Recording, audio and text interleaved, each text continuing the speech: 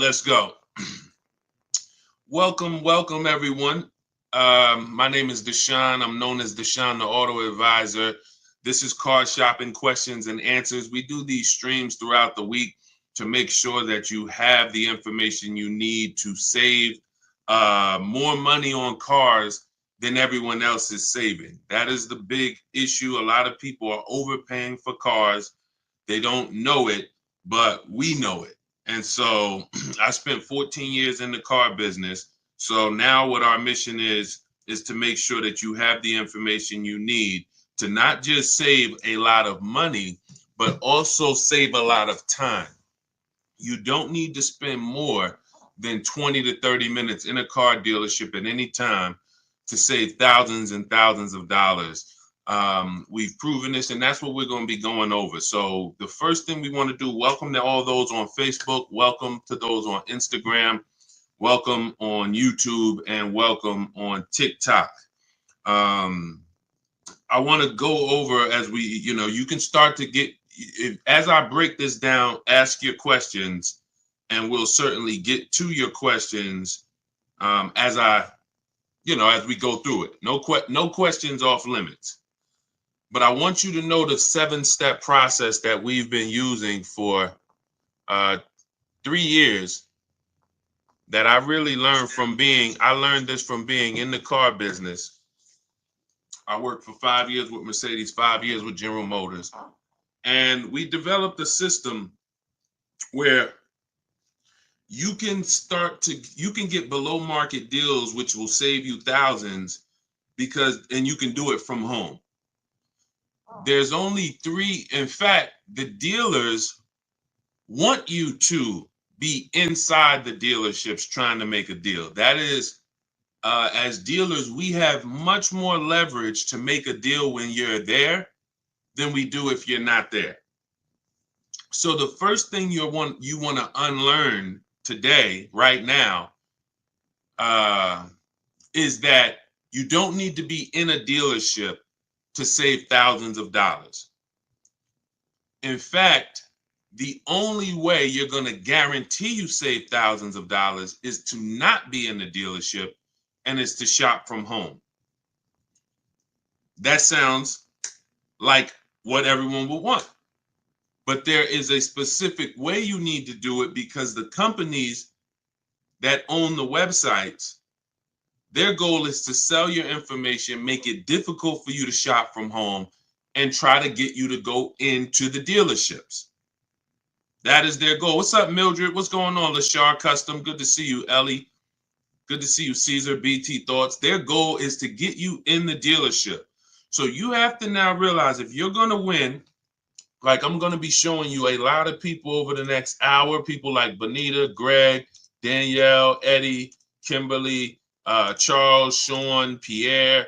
We'll go over a lot of these people, Zafrina, in the next hour. I want everybody who shares, hit the share button, because if you grasp what I'm trying to get across to you right now, everything when it comes to your financial world with cars is going to change. There's 3 prices everyone could pay for any car. You could pay below market value, you can pay market value, you can pay above market value. Now, below market value, thank you for lighting up the likes on TikTok. Every time y'all double tap the screen, y'all run those likes up, and we appreciate you. I can't do this without you. So thank you to all of those who share. Shout out to the sharers. Below market value is where you save $5,000 to $8,000 to $10,000 on cars. $5,000 to $8,000 to $10,000. Market value, you might save $3,000 to $5,000, depends on the car. And above market value, you pay list price or above.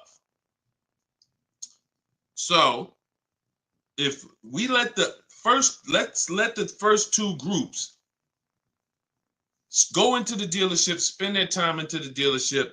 We have a 7 steps process that you can do this 90% from home. The first thing we need to do is we need to know in this 7 steps, are we going to buy or lease? That's the first thing we need to know. That's the first thing we need to know. Everyone who's heard you should never lease a car, type a 1 in the chat. Type a 1 in the chat. Let's take a poll. Let's see how much info we could get in 60 seconds. Who's heard you should never lease a car? Type a 1. Type a 1 in the chat. All right, I see you, Miss Bateman. Hold on. We're going to let her type a 1 in the chat. Come on, everybody. Let's get up. Listen, shake everything off. You're not going to save $5,000, $10,000, $20,000 on cars being lazy and like sitting back. You're playing, you have to lock in. We have a saying here. Lock in. Let's get to it. We're talking serious business here. We're talking. I didn't gather you here on a live to talk with you about hundreds of dollars. We're not here to talk about hundreds. I'm not interested in hundreds of dollars. I'm not interested in helping you save hundreds of dollars on cars. That is not interesting. Everything that we do here is focused on thousands. So I want to hear from the people who you were taught never lease a car. I see you, 11 Frazier, Chaplain. If you were taught never lease a car, type a 1 in the chat. Type a 1 in the chat. Okay. Miss Bateman. Okay. Chaplain. All right. You're going to see that most of the people you know were taught the same thing. That is, in my opinion, why half of the people in this country are overpaying for cars. Half. I'll put money on it. They do not lease cars. There's 17 million new cars sold a year in a healthy market.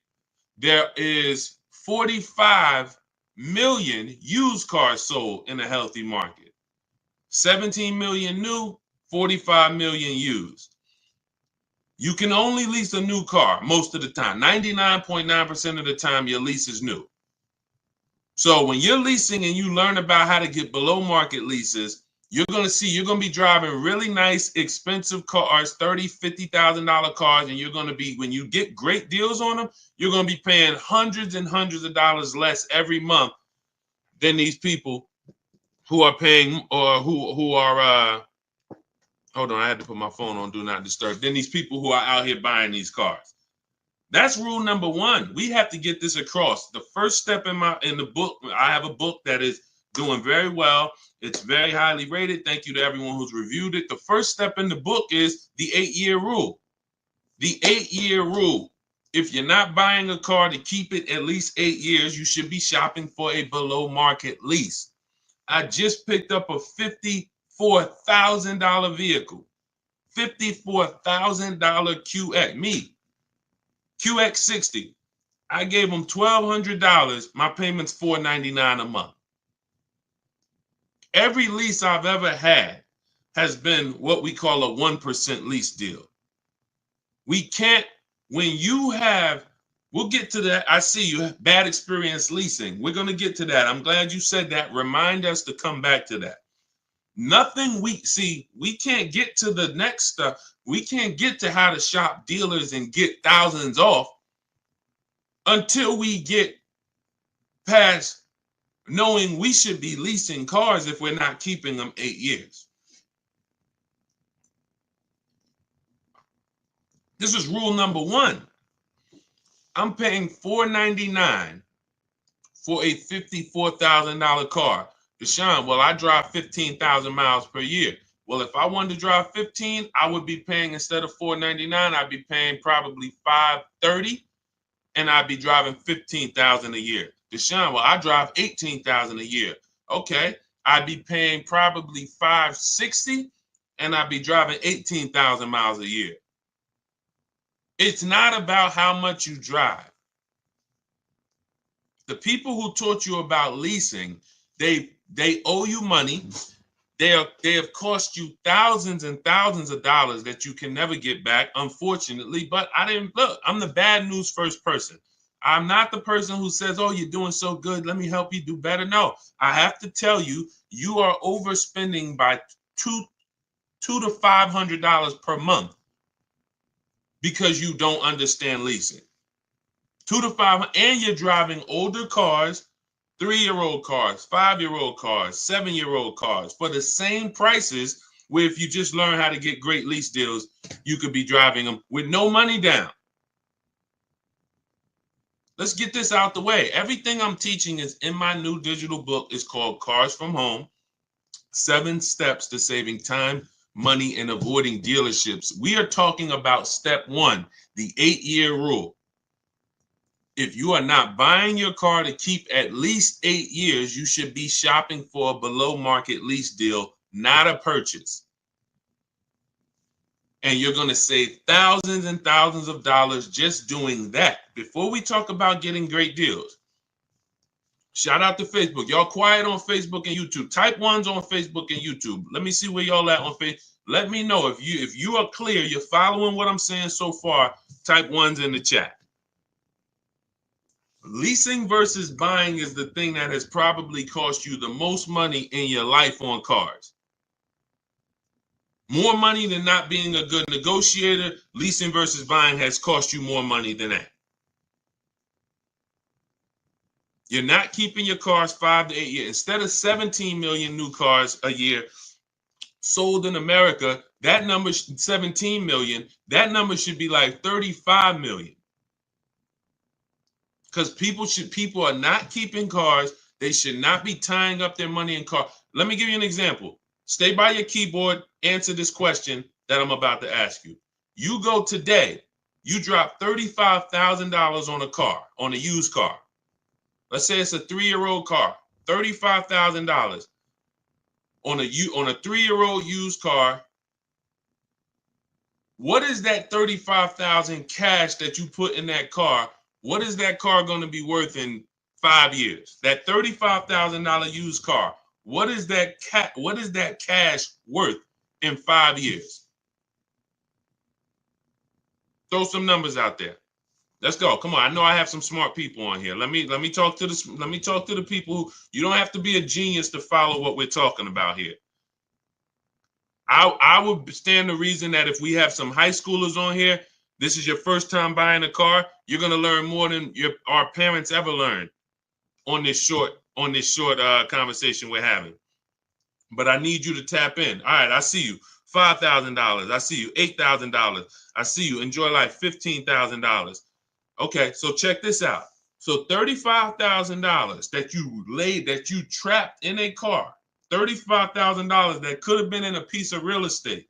$35,000 that could have been in the stock market. It's trapped in a car. Not only when you go back in 5 years, can you not take the $35,000 out? It's not even $35,000 anymore. It's now worth 5 or 10 or 15.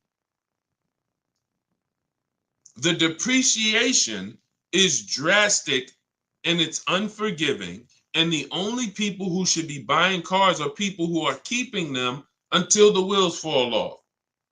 10 years, 12 years, 15 years. Because that's how you get your money's worth out of them. You can't put 35 into a vehicle. It drops in value to 12. And then that's when you go and trade it and you do it again with another vehicle. This is how you are structuring your deals. And this is why, besides not saving the money, we haven't even gotten to that step yet. Getting the money off and the discounts. We have to understand structure first. I leased my first car. I was 22 years old. I was leasing a $20,000 or $21,000 Pontiac G6. I was paying $256 a month. It was the best thing in the world. How many of you, as your first car, instead of you paying $400 or $500 a month, or instead of having some $200 or $300 a month hoopty, or instead of buying some $1,500 a month cash vehicle, would have liked to have it where you could drive a new car for $256 a month plus your insurance? Maybe your parents help you out with the insurance. Maybe your parents pay the $200 a month, $200-300 a month, whatever it's good, the $200 a month insurance, and you pay the car payment. This could be better than you putting your child who's in college in a 10-year-old Honda that might still end up breaking down. It's not even a question. It's not even a question. Look at India. India got the Hyundai Elantra Limited for $365 a month. Look, the Hyundai Elantra Limited with the leather, 36 months, $12K, $365 a month, no money down. Look, this is what we do. She ain't going to a dealership to get that done. She gets it done from home, making dealers bid, but she's not getting $365 a month unless she has a phenomenal way to get below market leases. $365 a month, no money down. It's people, it's some of you are paying $500 a month for your car payment. If we be honest, if I ask, what is throw out some numbers. Matter of fact, I'm not even gonna do it. I'm not even gonna do it. I don't want to embarrass anyone. I know I know. I'm in the industry. I've been in the car business since 2016, since 2006. I know what the data says. I know what the data says. I know what the average car payment is.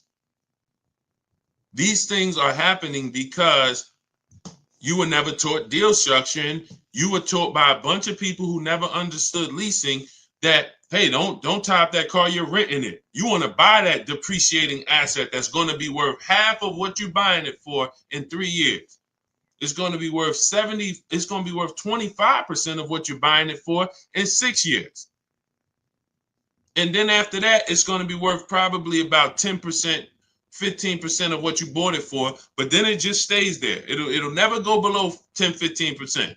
It'll stay worth $5,000 forever. It could be 12 years old. It's going to still be worth, $3,000. That's the whole point. That's when you beat depreciation. That's when you buy your cars. That's your goal. You buy your cars. You don't lease your cars if that's your goal. But you should not, if you're not ready for maintenance and long-term maintenance and long-term care and investing in your vehicle and paying and keeping it a long time, then you're spending thousands of dollars buying these vehicles. You should not be buying them. Okay, so all of this is laid out in my new digital book. It's called Cars from Home. We're going to get to some questions. We know we got a lot of questions. I see you all. We're going to get, Dolan's going to start pulling your questions in about 2 minutes. So you can type your questions now. Hang on, Dolan, not quite yet. Everything we're talking about, that's step 1 in the Cars from Home 7-step process. So step 1 is the 8-year rule. And if you're not buying your car to keep it 8 years, you should be shopping for a below market lease. If you're keeping it at least 8 years or more, you should shop for a purchase. My new digital book spells out our entire system. It's the ultimate blueprint to do it yourself.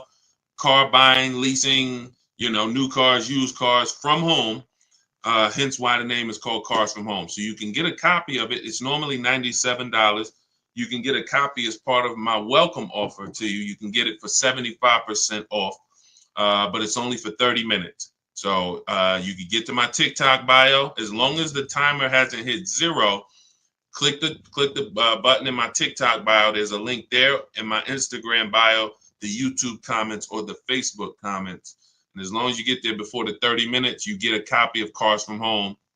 7 steps to saving time, money, and avoiding dealerships for $24 instead of the $97. Now, as soon as you pay, make sure you screenshot the thank you page. There's a it says screenshot this page because some of you type your email incorrectly, and then we can't email your book because you typed the email wrong. So you'll have my support team's email. They're there Monday through Friday.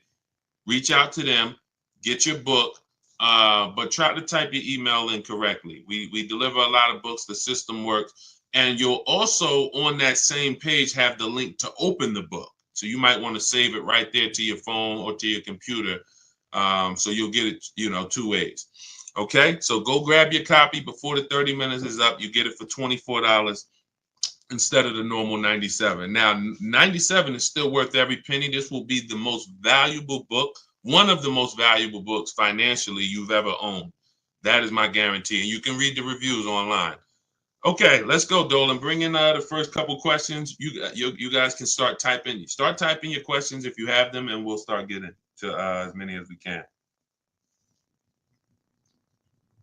When the lease was up, took the car in. They said I wasn't qualified to purchase the vehicle, yet they sold me another used car. Later was sued for damages for a car I never had. There's a couple things here that look pretty bad. Let's start from the beginning. When the lease was up, took the car in, they said I wasn't qualified to purchase the vehicle. So if you had some credit challenges, you may have not been qualified to buy that vehicle with a traditional bank. But they maybe they tried to put you in a car that you didn't want, that they could get you approved on. And so what happens is, you didn't want the car, but that's the only car they can get you the loan on.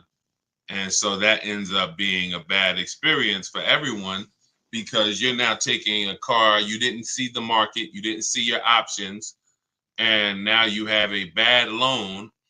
You don't have a chance to shop the market. Part of why you're overspending, and this is the case for many people, you're not shopping the market. You're not seeing 5 to 7 offers for your loans. You're not seeing 5 to 7 offers before you buy a car. You're not seeing 5 to 7 offers before you trade your car. That's most of the problem. You're not shopping the market. This is all things that can be done from home. That's what we teach, but it's simple to do. You just have to unlearn that old process of what you were taught. So yeah, it just seems like from the get-go, you should have been following a plan of someone that doesn't have perfect credit, and then you would have followed whatever options you had, whatever your best options would have been at that time. That would have been the plan for you. But it should be things that a person with 720, a person with 700 score can qualify for most leases. A person with a 600 score can't. So the person with a 600 score should not have the same plan as the person with the 700 score.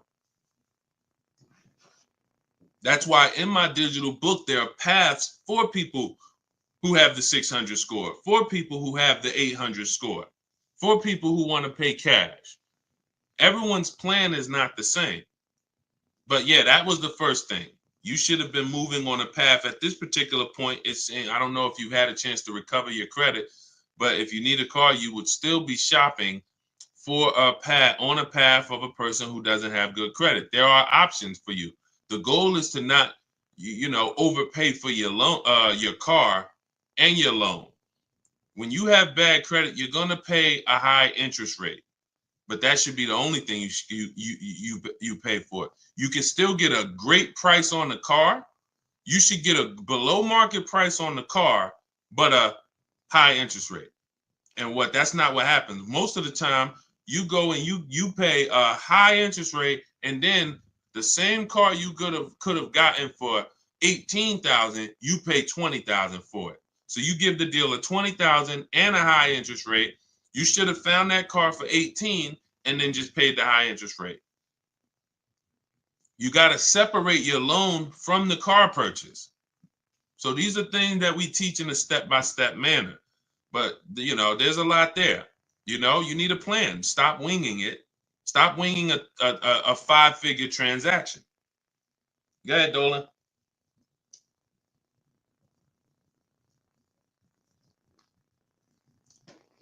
If I lease a 2020 Toyota RAV4, what should my payment and residual be? We don't focus on residual.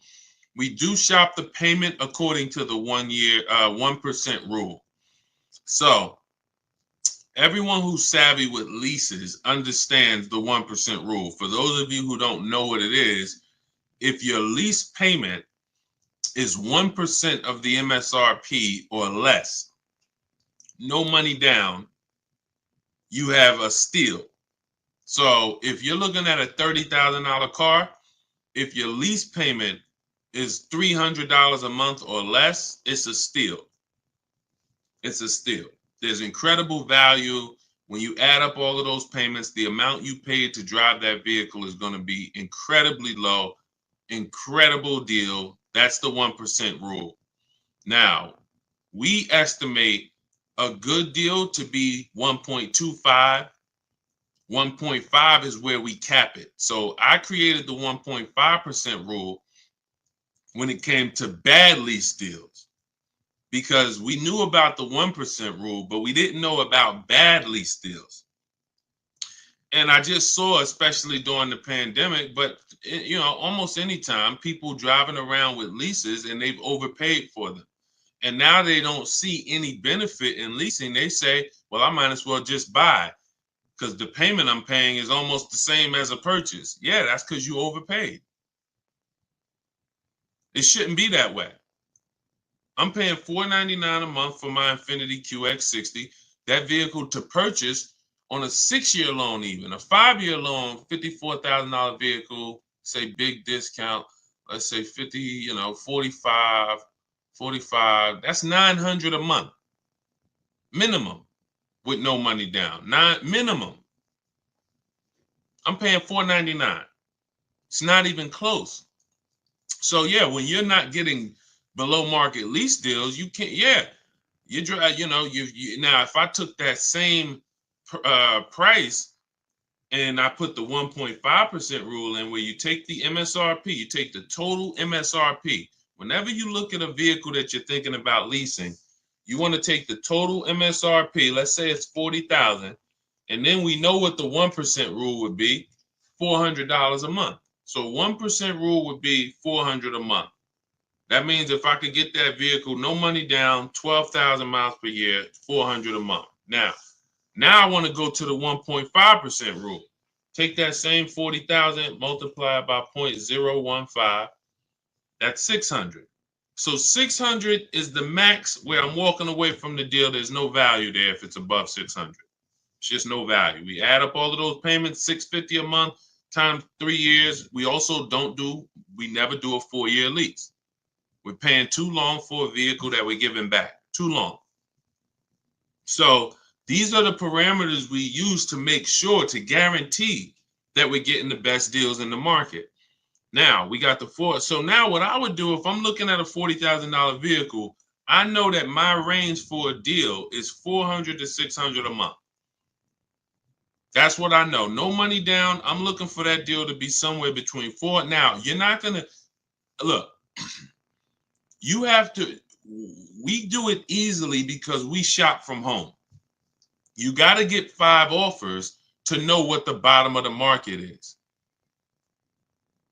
You're going to hear me. You're going to hear us discuss here in this community, because this is a community. We've got thousands of people who've used the Cars from Home system for the last 3 years since we came to TikTok. This is a community, but there are people who take it more serious than others. And the people who take it more serious than others, they get way better deals. See, you can't get, let's look at Zafrina. Zafrina got a 0.88% lease. This is one of the best lease deals I've ever seen. Look, it's a $66,000 truck, $65,950. So $66,000 truck, she's paying $579 a month. So if she went in and her goal was to pay 1%, if she would have went in and said what Deshaun said, because I never did, that my goal should be 1%. No. Then she would have went in, she would have left out paying $659 a month, $660 a month would have been her payment at 1. That's 1%. She got almost $100 less than that, because you have to shop the market. Maybe the best deal is 1%. Maybe it's 1.2. Maybe it's 1.4. But the only way for you to know the best deal in the market is you have to see other higher offers. When you're sitting here, and this is the peace of mind you're going to have using the Cars from Home system. When you're sitting here and you're looking at 5 offers or 7 offers, you are going to love how easy it is to pick the best offer. It's beautiful. All you're doing is looking at those 5 to 7 offers. When we're looking at used cars, we're looking at used cars and, narrowing it down to our top 5. And we're looking at the price range from the low side of the market to the high side of the market. And we pick the best one. When we're looking at new cars, we're getting 5 to 7 offers from home using a computer, talking to these dealers through their website. Never got to talk to them, just sending them what we want and communicating with them by email. You need a separate email to do this because you don't want dealers mixing with your personal email, and you're getting 5 offers, maybe 7.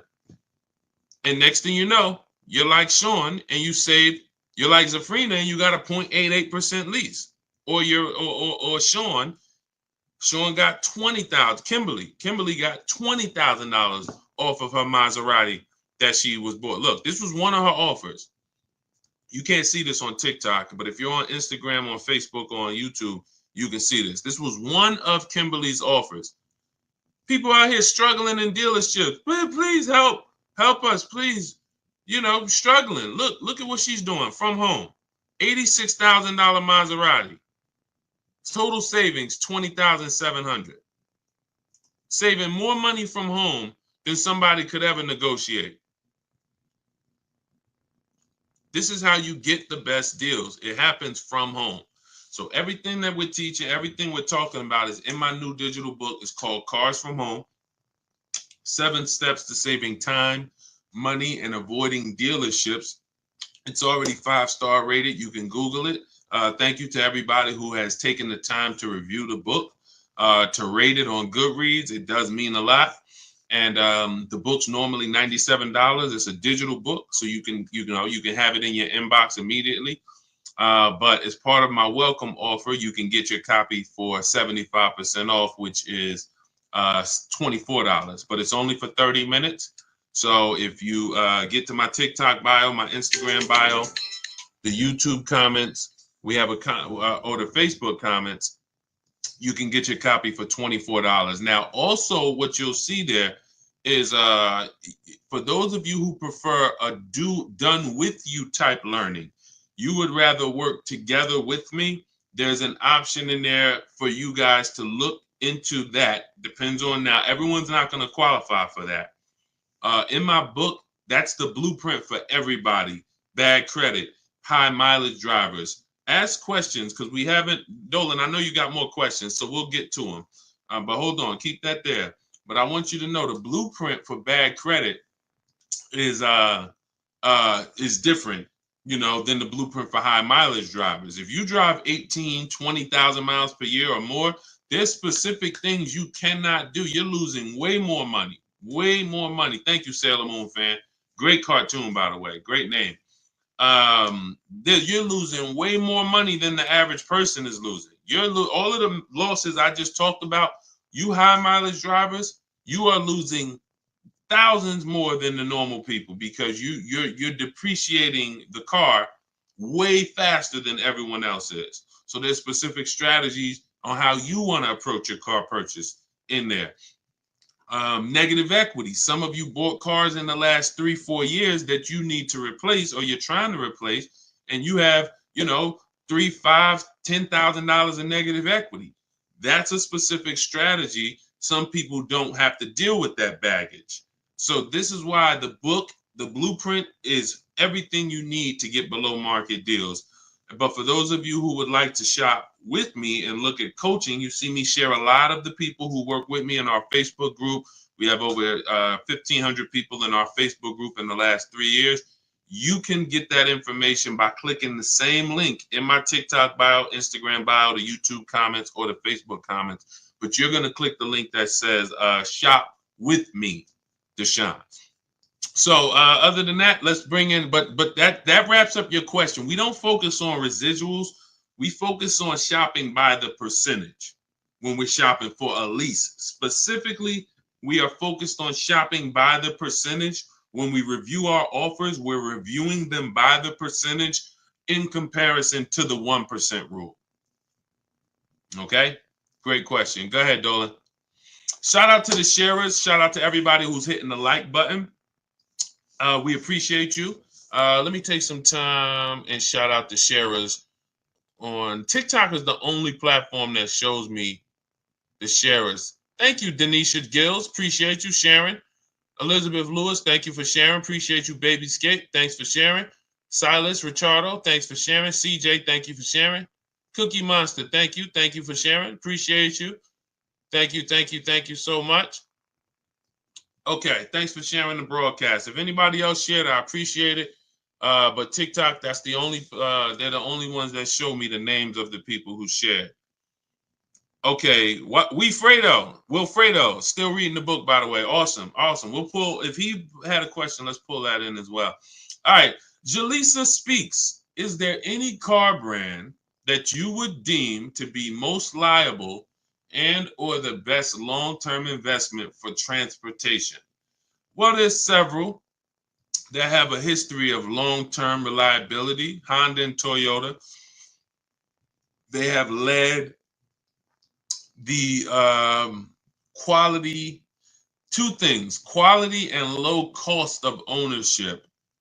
They've led those charts for so long, Honda and Toyota. Now, if you say, well, you want to go with something a little more fancy, then you would go Acura and Lexus, which is Honda and Toyota's luxury brands. Now, at the same time, if you're open to other vehicles that have a long warranty, Kia and Hyundai have the longest warranty in the industry, and they're making some incredible vehicles lately. They're really, really penetrating the market.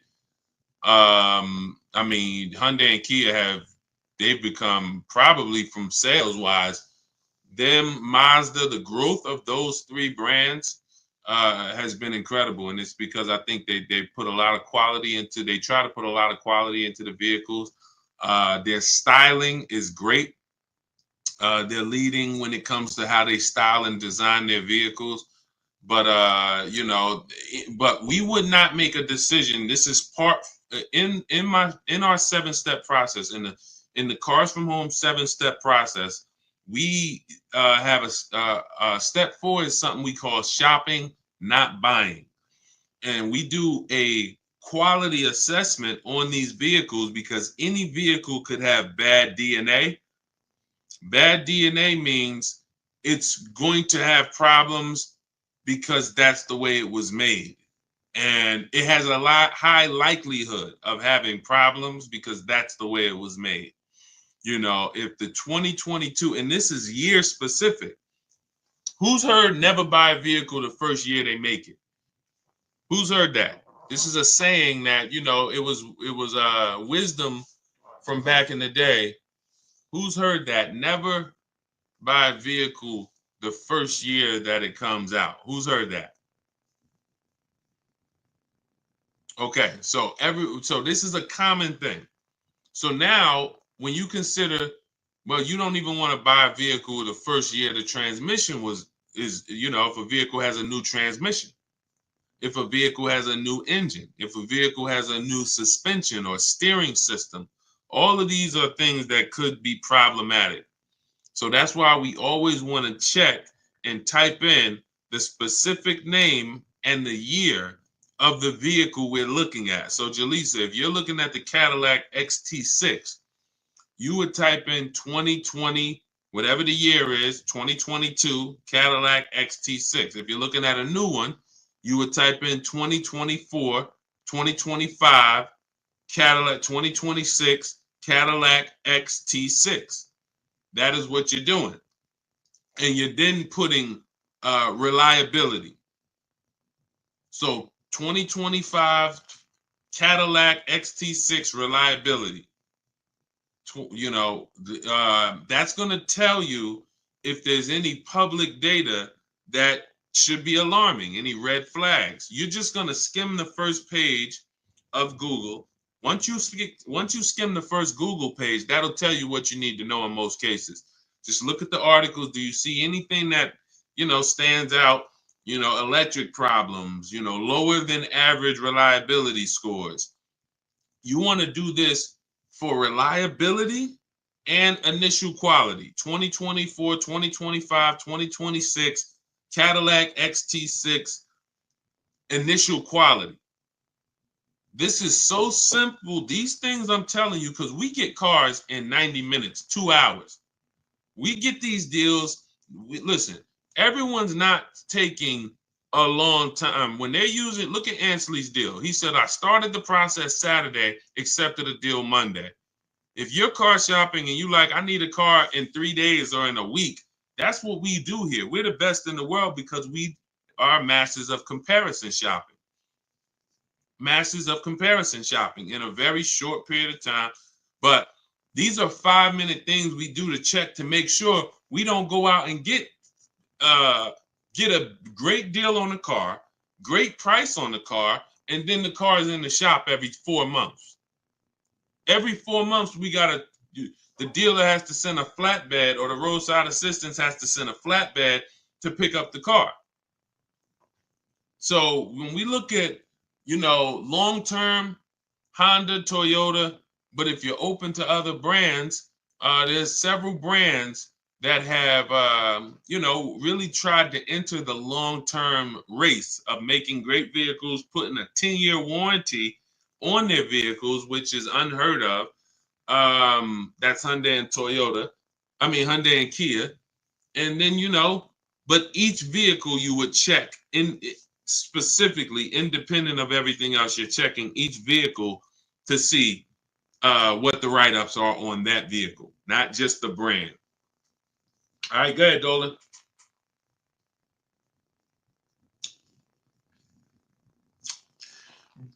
Brand new to you and you're live.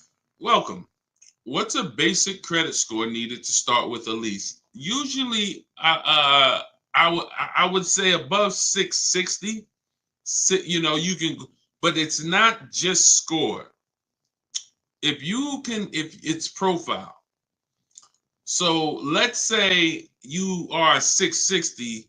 One of the strongest things that you can have on your profile is on-time car payments. When people see on-time car payments, banks feel much more comfortable. If you were just paying $400 a month for 2 years on time, they feel much more comfortable giving you a $400 a month lease payment. Now, another thing, you're not wait, let me go here first.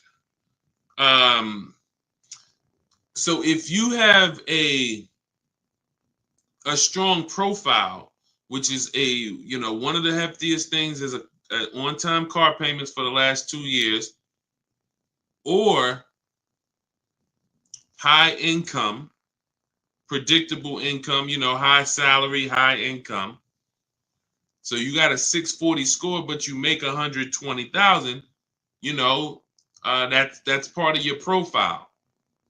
But I like to see people get out of that manipulation zone. That manipulation zone is anywhere from 660 to probably about 650 to 680. Once you see that manipulation, they might tell you didn't get approved tier 1. That's why you got to have backup offers. So if somebody tells you didn't get approved tier 1, they might say, oh, the payment goes up $100, but it's not supposed to go up $100. Maybe it's not even supposed to go up. They're just taking a shot at you because they know you don't know better, but you got a second offer. Hey, well, look, I got to check with the second offer. Can you call and see? And we do all of this from home. I even have a script in my book for what to say when they tell you you're not approved tier 1. Now, I don't have many scripts. Most of the scripts we use, if not all of them, are for talking to managers. We're not speaking to car salespeople. So we are using scripts. The only time we're speaking with car salespeople is if we're setting up a test drive. And once we set up that test drive, that's it. Obviously, when we come in to pick up the car, a car salesman is going to help us. But all of our everything is done from home. Nothing is done with salespeople. And really, there's no talking. So if you're somebody who you don't like talking, you don't want to try to remember what to say, then the Cars from Home system, you're just like the people who've come before you. Teddy, none of these people like talking to dealers, going to dealers. Look, Jen, Rosalie, You know, I think we get a balance of men and women. Tasha, Pierre, Ansley, you know, and you see that you could see their deals. You know, some of you could see their deals. So the point is, you know, all of this is in the blueprint that I wrote. It's called Cars from Home. It's my new digital book, Cars from Home: 7 Steps to Saving Time, Money, and Avoiding Dealerships. We spent a lot of the first 20 minutes talking about the first step in our process, which is leasing versus buying. If you missed that, you could go watch the replay on some of these other platforms. You cannot get great deals if you don't understand. Stop buying cars if you're not keeping them 8 years. You are losing thousands and thousands of dollars. There's no way. We went on it. You know, we'll go deep on it on another stream, but you can watch the replay. There's no way for you to get a great deal. That's probably why some people are asking about, you know, wanting to make sure that they have the credit to lease, because that's what we spent the first 20 minutes really hammering, is that, you know, in my opinion, I think 30% of the population is buying when they should be leasing, just because they don't understand it. They don't understand how to structure their lease, pick the correct mileage, and they don't understand how to shop for leases to make sure they don't get they're not overpaying for a lease. So, but yeah, everything is laid out in my book, step by step. You're going to know exactly how to get below market lease deals, below market new cars, below market pre-owned cars. These are different strategies. Bad credits in there. You don't have to worry. You have an exact path for if you have bad credit, high mileage, negative equity. And normally the book's $97, but as part of my welcome offer, you can get yours for the next 30 minutes for $24, 75% off. That's my welcome offer for 30 minutes. So go grab yours. In my TikTok bio, there's a link. My Instagram bio, there's a link. The YouTube comments or the Facebook comments, get there before 30 minutes. You got your copy for $24. You can see by the reviews, if you Google the book and read the reviews, the book is worth every bit of $97. But, you know, if you get there before 30 minutes is up, $24 is better. Make sure as soon as you pay, you screenshot the thank you page. Sometimes you type your email wrong.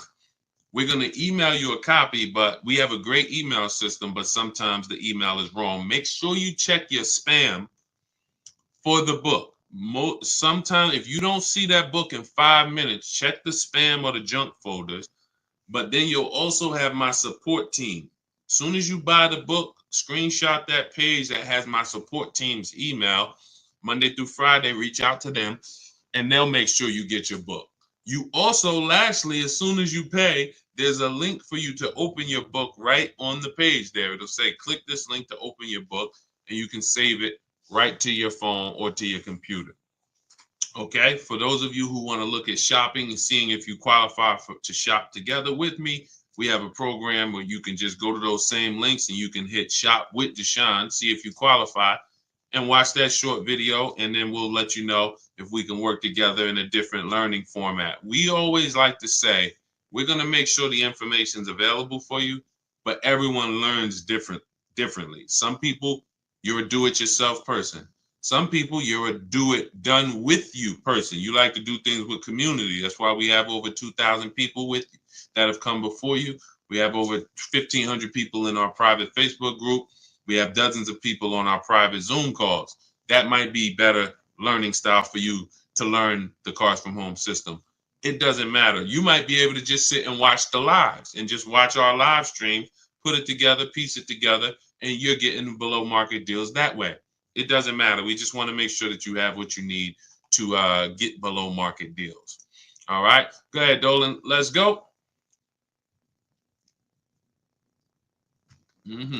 If asked, would you go with someone to purchase a vehicle? So we actually we're testing a new program. It's not even a test. We've tested it already twice in the last 3 years. We have to make sure, we had to make sure before we launched this done for you solution that we had the team and the staff.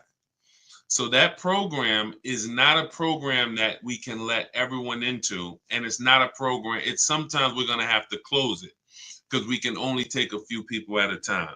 But if you go to those links, you'll also see a button that says shop for me. You can also visit the same links in my YouTube comments, Facebook comments, the TikTok bio, or the Instagram bio. You'll see a button that says shop for me, and that you can book a call. You book a call with the team and see if you qualify for the shop for you. So as I said, there's no excuse.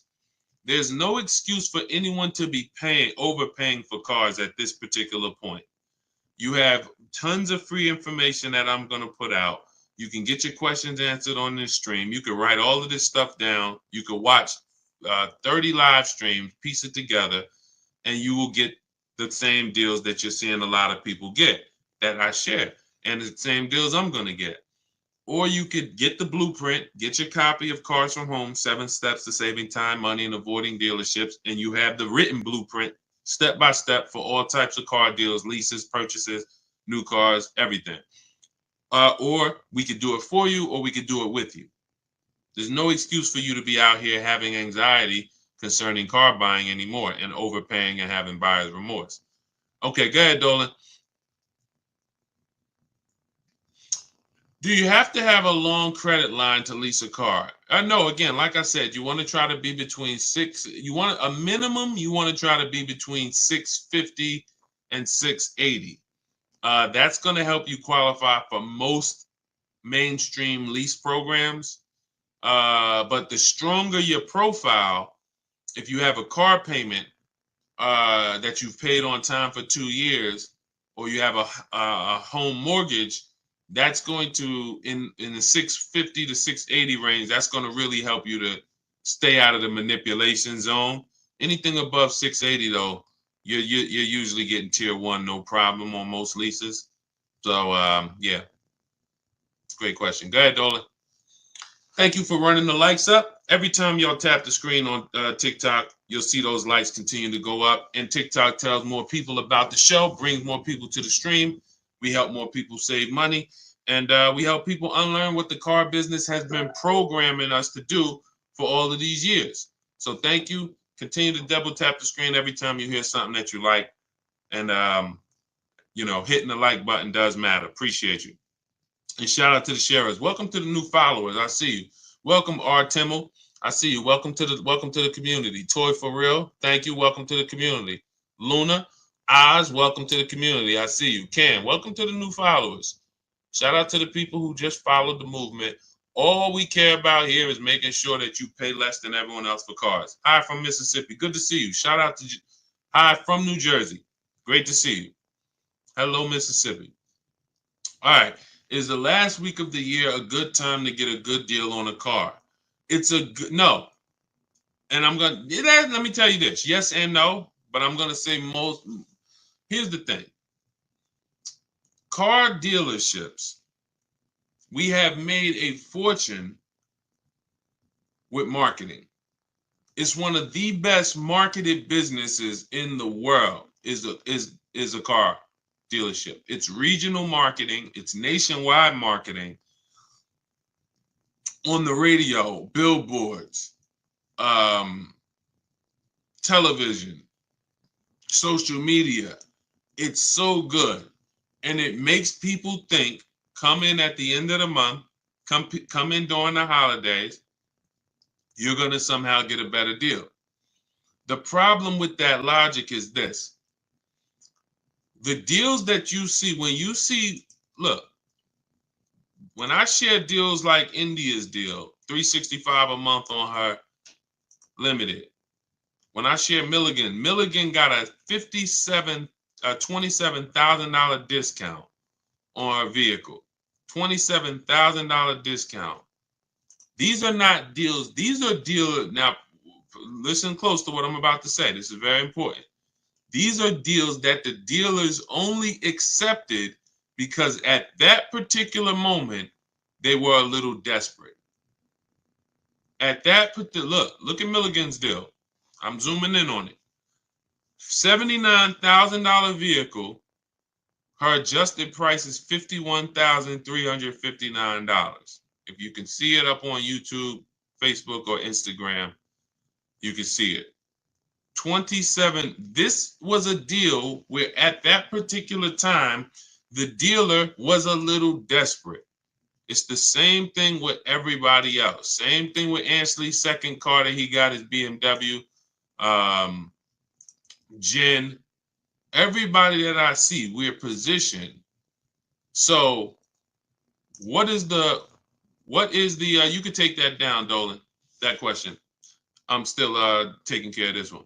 So when it comes to the end of the month and the end of the year, you're not getting there's no desperation. When there's 200 people, let me put it like this. Dealers know exactly how many appointments we have before the weekend ends. We go into Friday. How many appointments do we have for, if it's a holiday Monday, like a President's Day or a Labor Day or Memorial Day? We know 400 appointments. Why? Where's the desperation there? We only have a certain amount of cars. So where there's no desperation when we only have a certain amount of cars, and that's what we're doing. We have this many people. There's no desperation. That's why you're not getting a better deal when you have somebody right behind you who could pay more money for that car if you don't accept the price. Hey, listen, Mr. Jones, sorry if you don't want the car at this price, but look, you see we got a showroom full of people. It's a big sale. We got people walking out. There's nobody to help them. Listen, if you don't want the car, no problem. You can think about it. They're rushing. There's no desperation. The car business has done a great job of doing that on Saturdays, holidays, end of the year. They're going to pack the showrooms. They're going to sell their cars. There's no desperation there. All right. So no, this is all about what you want to do is position yourself. Let us show you how to position yourself in the market, get the questions answered that you need answered. Make sure that whether you're buying a new car, used car, or a lease, you are positioned and you know the market. You've seen the 5 to 7 options so that you know you are paying less than everyone else. You're guaranteeing it. You're not hoping. You're guaranteeing it. There's a very big difference between using the Cars from Home system to shop the market so that you can guarantee savings, guarantee the biggest discount, than going in and negotiating with one dealer or two dealers. We're going to show you how to negotiate online with 25 dealers without ever talking to them.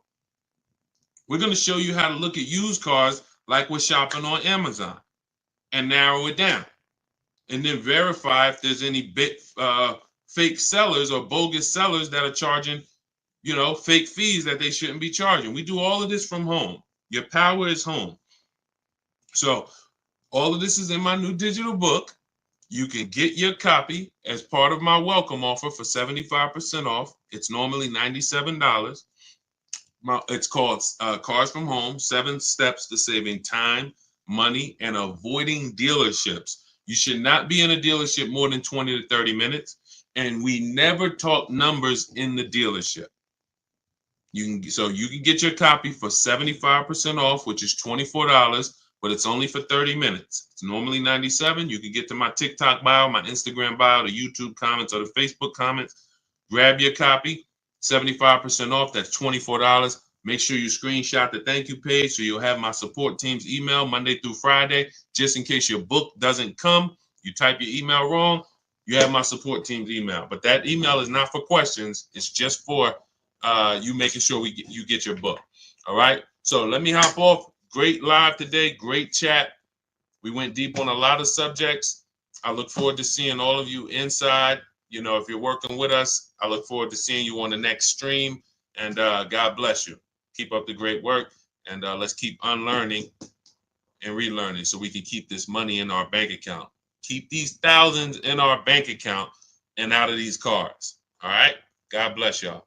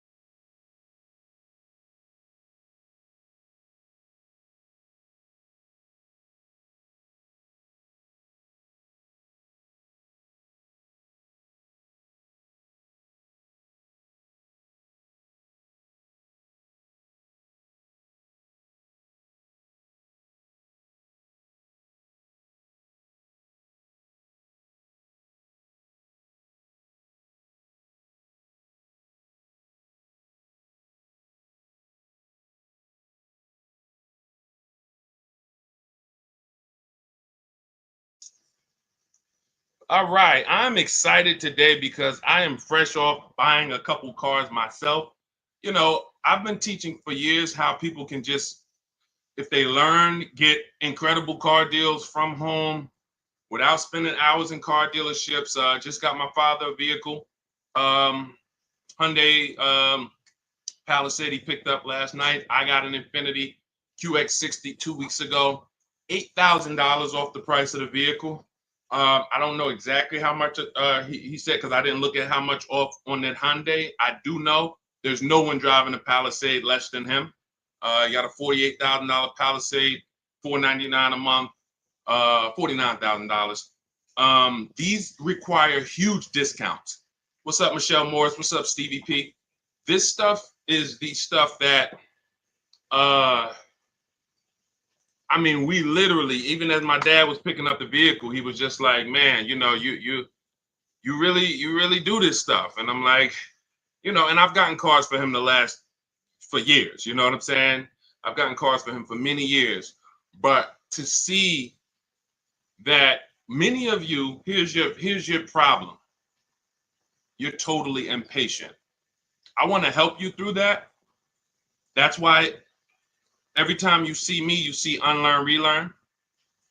But what I find is that you guys, unfortunately, you've been programmed. And I can't say it nicer than that. I need to let you know, as a former car salesman for I've been in the car business since I was 22, 2006. I've worked for the biggest brand in the world in Mercedes and the top 3 dealerships in the nation at Ray Catena and Edison.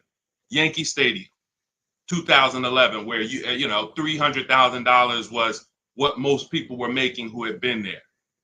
So I came at 28 into the top of the top. I'm telling you as an insider that you can do this.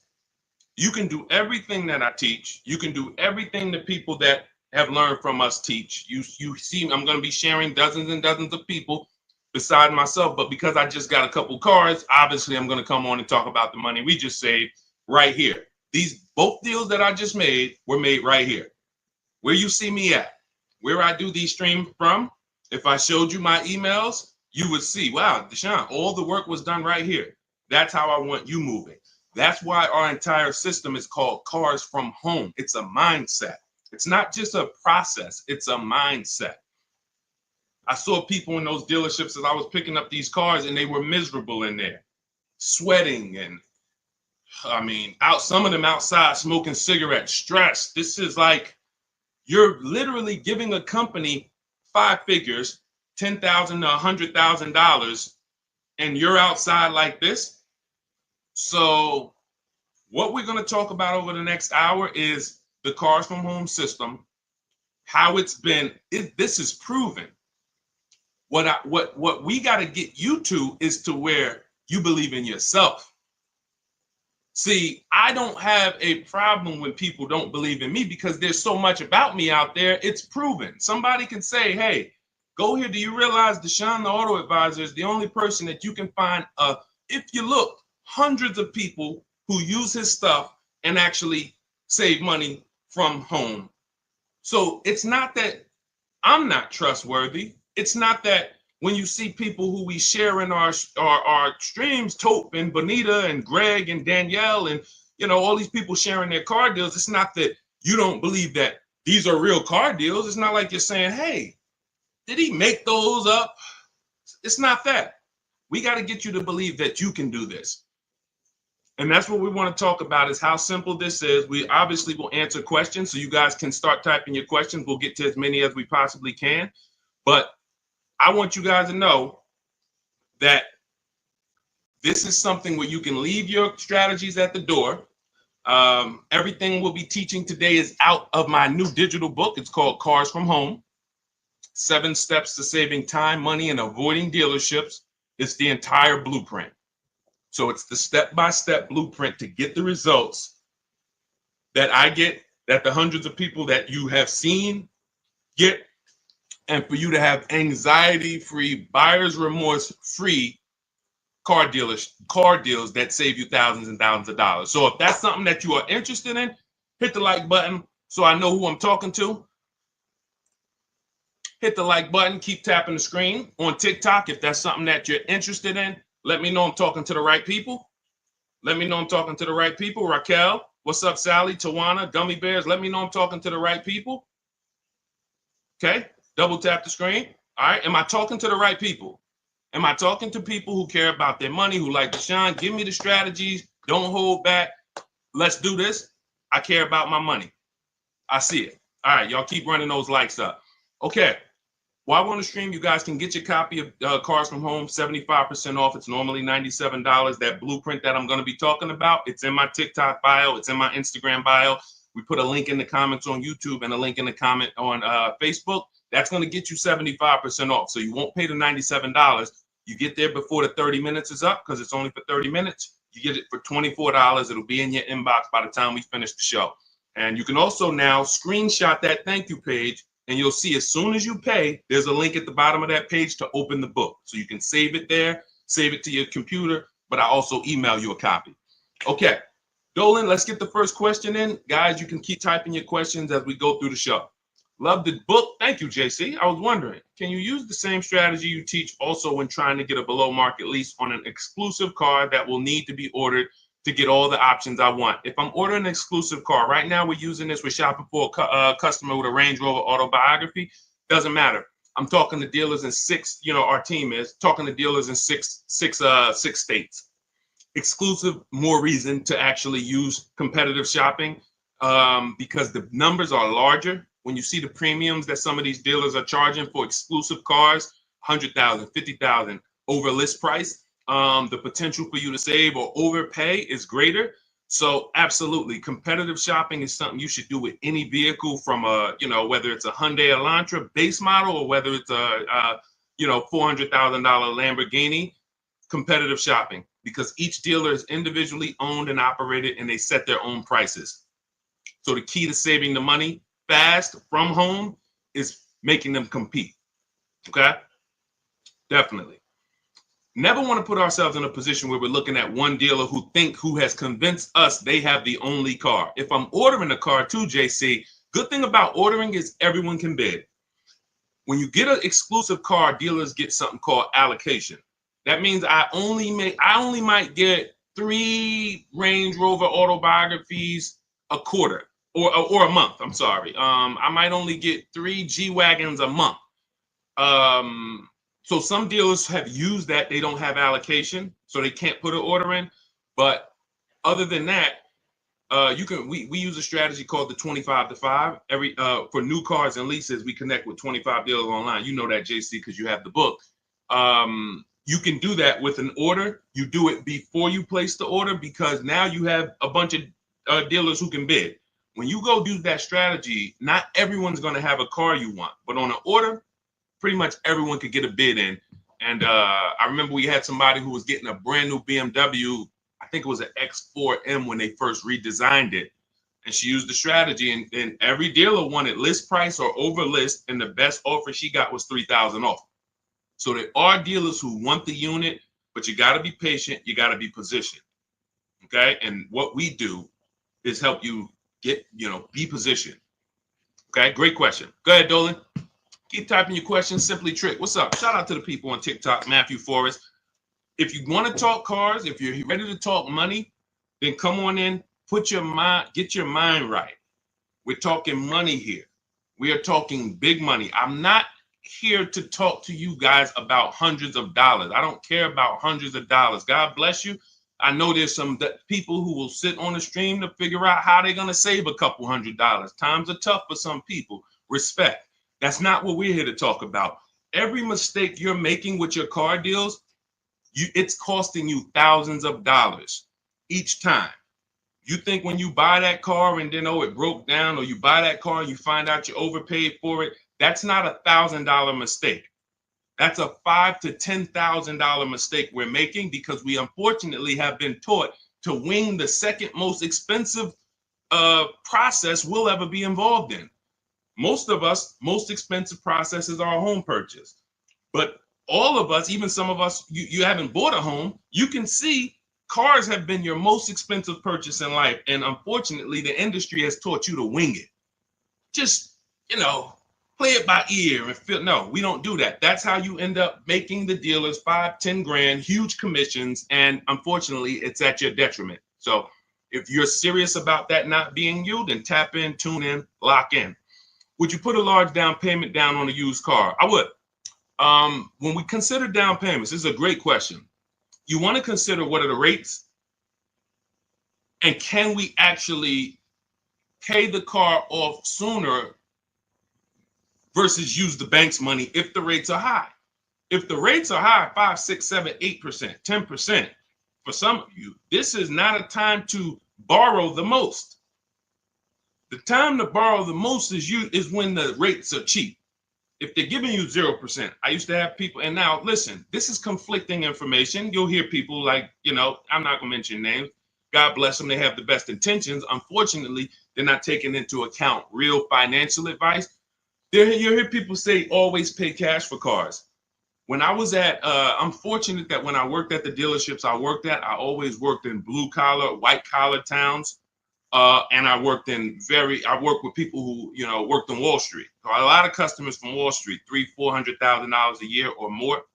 But I also had clients who, customers who had $30,000 a year jobs. So we've seen everything in between. When people would sit down and they would say, hey, I would say, how are you going to pay for the car? They say, well, what are the rates? And if the rates were 0% or 0.9% or 1.9, then most times they were using the bank's money because it made financial sense. Why? Because if I put my money in the car, this $30,000 I'm going to put in this car is going to net me a negative return. See, because if you put $30,000 in a car today, next week, 5 years later, that car is worth $10,000. That means that's where your money is. When you look and say, well, what could I put $30,000 in to where 5 years later, instead of 30, I would have had interest, and I would have still had my principal, and I still could have gotten the car through leverage. Leverage is I'm going to use the bank's money as long as the rates are cheap. Now, in the case of a market where rates are high, we're not getting 1%, 2%, 3%, 0%. Then yeah, these are the times where you want to try to take as small a loan as possible. It makes more sense to apply a larger down payment and pay off the car quicker. So it's really all about, what are we doing with our money? Is your money invested? Are you getting 10%, 8%? Maybe some of you are in some other ventures where you're getting, more.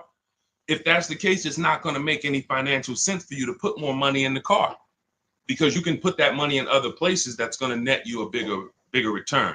So again, one thing about me is I don't teach one size fits all car buying advice. I asked you a couple questions. What are you doing with your money, and what are the rates? You might say, Deshaun, they're offering 0% on this car I want. If 0%, then I would use the bank's money.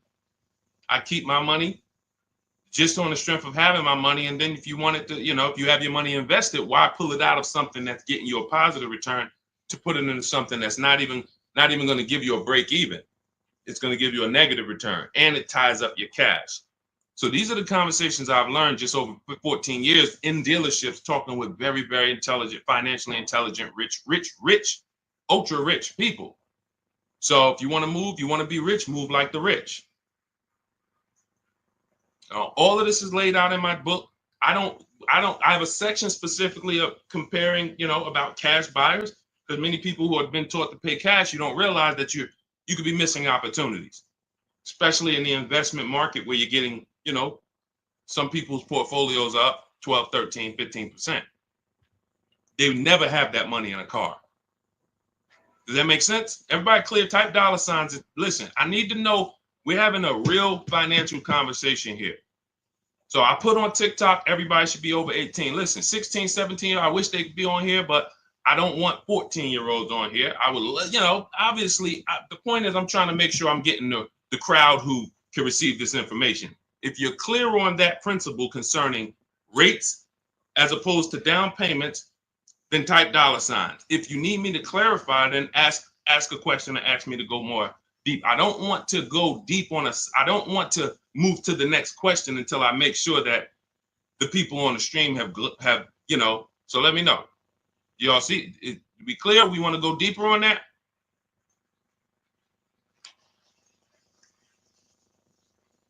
I see you, Ruth.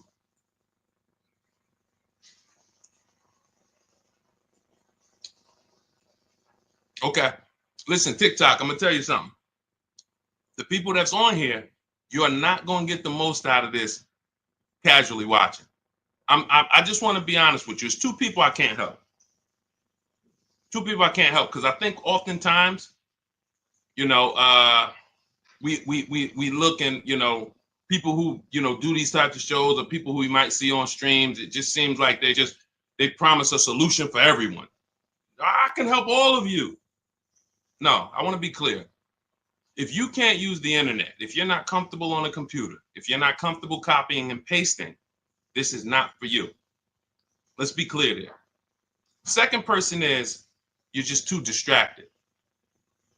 We're talking about $5,000, $10,000. When you see people on this, you know, that I show you that have saved 5, 10 grand, 12 grand, 20 grand off their cars, you know, we share them. You guys know that. I mean, look, you got people who save 20 grand off a new F-150 Lightning, you know, ridiculous lease payments, $365 a month, sign and drive on this 2024 that India got. When you see this, these people aren't casual listeners. These people said, Deshaun, I was following you. I used to tap to the stream, and then I got the book, and then I started, you know what I'm saying? I don't want you to fool yourself. So either lock in, like get to your keyboard, because learning, it's proven. Those who actively learn get results.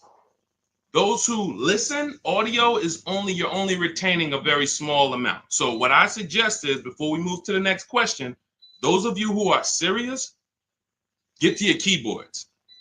You don't have to do it on lives and stuff. You ain't got to do none of that because that's not active.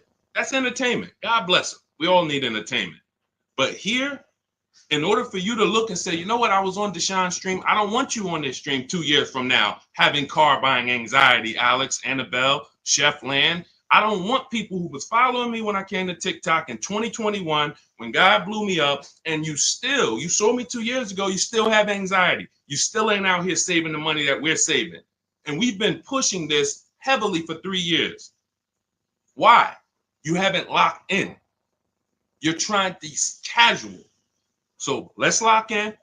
Next question, Dolan. I just wanted to let the people on the stream know, and shout out to the people who are locked in. Let's go. Do you need an extended warranty with a lease? Only when you are going to be outside of the warranty coverage based on how many miles you're going to be driving. So most vehicles have a bumper-to-bumper 3-year, 36,000-mile warranty. Now, when you consider that the average lease is 12,000 miles per year, but there are leases for 15, 20. You know, we teach about high mileage leases here, 25,000. Jen got a high mileage lease on her Honda CRV hybrid. Her best deal out of all the dealers, because we shop 25 dealers, we do it from home. Her best deal on this vehicle is $40,000. It was $512 a month, no money out of pocket. Come pay $512 a month. That's your deal. Now, she bumped it up because our formula when we're shopping for our lease offers is always to shop with 12,000 miles per year. First payment down. I want you to write this down. Everybody who's locked in, write this down. This is how, I mean, unless you have my book. If you have my book, you don't need to write this down because it's in there. But this is how we shop our lease offers. 12,000 miles per year. First month's payment only due at signing. We tell them assume tier 1 credit, and taxes and fees go in the payment. 3 years only. We're open to 39, but we are not open to anything longer than that. Why? We're paying too much money for a vehicle we're giving back, or we're paying too long for a vehicle we're giving back. All of you out there who have a 42-month lease or a 48-month lease, just take your contract, look at the payments, add them all up. You'll see you overpaid, unfortunately. Sorry to break the bad news to you, but someone has to, so that you can stop making these expensive mistakes. So that's the format of how we shop structure-wise. We see all our offers with first month's payment due at signing only. That's why when you see Ansley, for $58,000, $554 a month with first month's payment down. Because if you can get the vehicle to your desired monthly payment budget without any down payment, that's what we do on leases. If we can do a sign and drive and it's in our payment, we'd rather not put any money. It's in our payment budget. We'd rather not put any money down, because the more money you put down on a lease, that money is at risk. There's two ways you can lose your money on a lease. Write this down. If the vehicle is your down payment, if the vehicle's stolen, or if it's total. If it's stolen and they don't find it, or if it's total. So that's how so now, going back to your question about do we need an extended warranty, once you look at what the bumper-to-bumper warranty is on a vehicle, if it's some vehicles like a Mercedes or Infiniti, it's 4 years bumper-to-bumper, which means, and they'll give you 50,000 miles. So there's a higher bumper-to-bumper threshold there. You just need to know, based on my lease, is there going to be a period of time where I'm driving this vehicle with no bumper-to-bumper warranty? Now, you might have a powertrain warranty, which covers the engine, the transmission, things of that nature.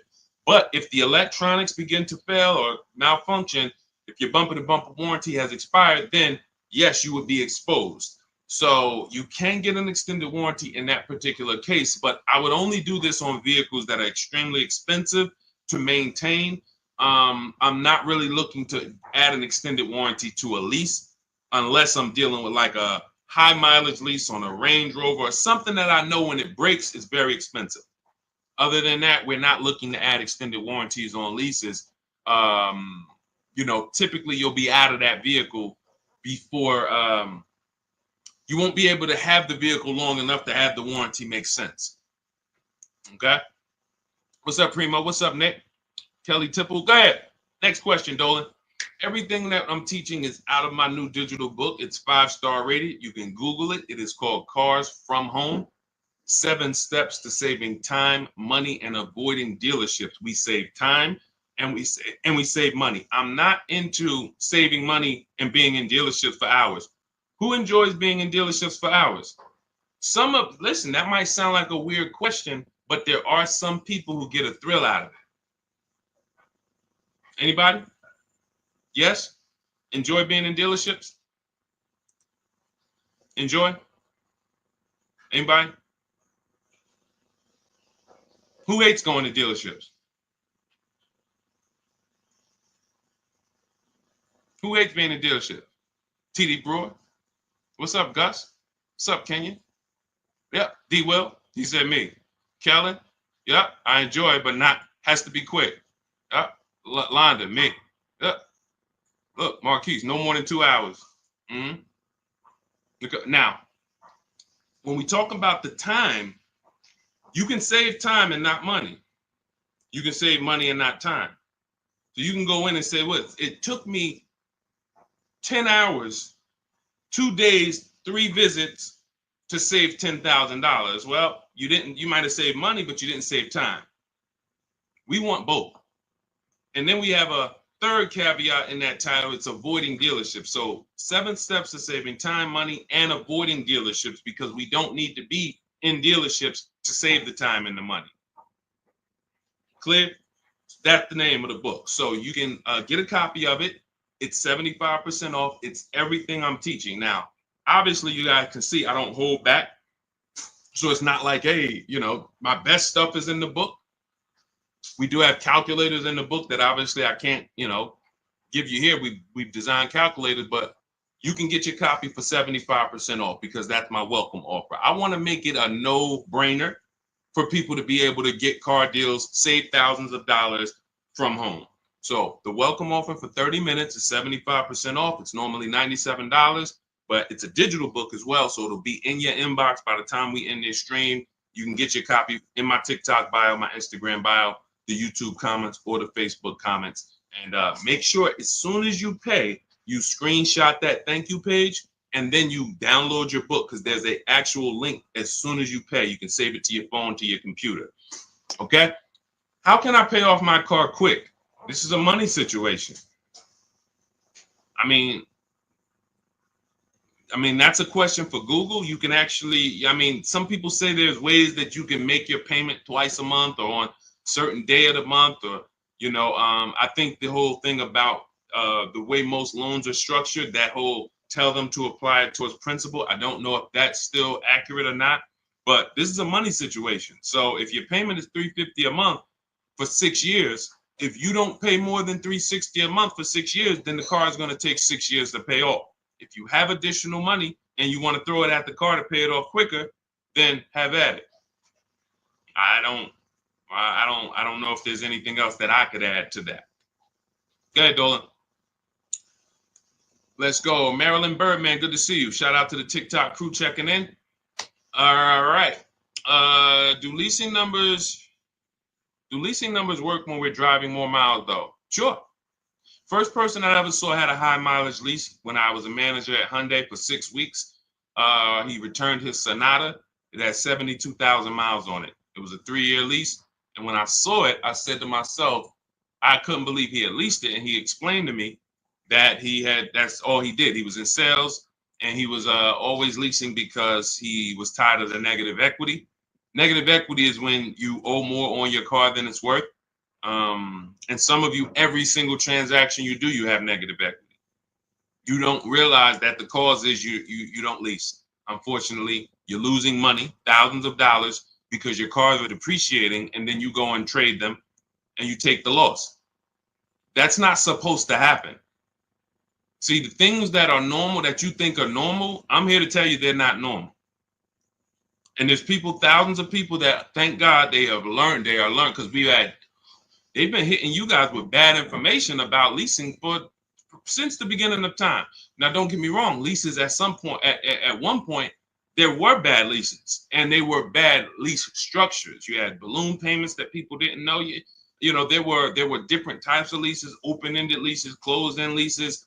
Now the leases are set up where it is the best thing in the world if you're not keeping cars 8 years. And if anyone's not keeping cars 8 years and you're not leasing, you are losing thousands of dollars. Facts. I can prove it. I bet if anybody took me on their show and just gave me a whiteboard or a chalkboard and said, hey, can you prove in 10 minutes or less that anyone who's not leasing, but they're not keeping their cars 8 years, they're losing thousands of dollars? I said, man, I don't even need 10 minutes. Give me 6. Because all I'm going to show you simply is the fact that someone like Ansley, who gets a 1% lease, he's paying $554 a month for a $58,000 car. Now, some of you know, let me ask a question to the community. Shout out to the new people. I know we got some first-time people on here, but this is a question for the people. I want to see, maybe we don't know. If we got some people on here that know this, how much is every $100? I gave it away. So every $5,000 that when you're looking at a car, every $5,000 in that vehicle, loan-wise, you're going to pay $100 a month. So looking at this car right here, which is $58,490. Roundabout, that's going to cost us about $1,100 to $1,200 a month. Even before taxes, we ain't put tax on there, but let's just assume, just looking at that $58,000 number on a 5-year loan. 5-year loan, that would cost us about $1,200 a month. So if that number would cost us $1,200 a month, and Ansley's paying $554 a month, how long does you see what I'm saying? I'm literally putting the let me put this image down. As soon as I put those two up, I'm just gonna put the actual chalk down and walk away from the board and let people look at that and let them soak that in. 2 people, both got Infiniti trucks. One leases it for $554, no money down.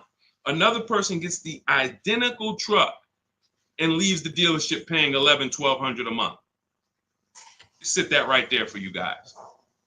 And I will let them look at that and say, wow, okay, come up with their questions, because their programming is going to make them say, well, but he's leasing it. And okay, so now let's address the follow-up things. If this person is leasing and paying half of what this person is paying every month, then what stage does the person who bought start to win? And in which case we'd add up those payments, we'd see, and it comes out to 8 years. Because once you put those payments up, it's going to take you so long to catch up with me if I'm paying $554 and you're paying $1,100. That's it. The first thing that should get you with leasing is, wait, I could drive this car for this payment? That's the first thing. There's more to this than that. There's more to this than that. But the first thing that should attract a person, make their ears peak up, is I'm driving that same car and you're spending $300, $400, $500 a month less than me. Welcome, Marilyn Birdman. I see you. Welcome. I see the new follow. Thank you. That should be the first question that comes in your mind is, wait, something's off. So now let me get my questions answered, because if you're driving a vehicle for $300, $400, $500, $600 a month less than me, and I got the same vehicle, now I have questions. Can I drive as much as I need to over the next couple years? Sure you can. Okay. What if I need to drive 20,000 miles a year? Okay, well, the payment goes up slightly, but you're still way less. Instead of being $400 a month less, you're $350 a month less, or now you're $300 a month less. So no matter what, leasing is a play for payments and brand new cars. Every lease you get is a brand new car. Some people ask that, oh, well, can you lease a used car? Yeah, it's not a mainstream program.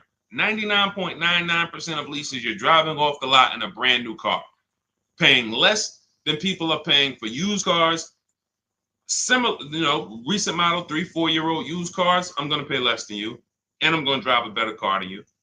That's what we just did. I got my wife, we leased her a brand new QX60, and we kept the pre-owned one. Her payment on the brand new one is less than the pre-owned one. The pre-owned one is 2020. The new one is 2025. What world can you make that make sense for me? First thing is the payment. Then you can understand the rest later. All right, go ahead, Dolan.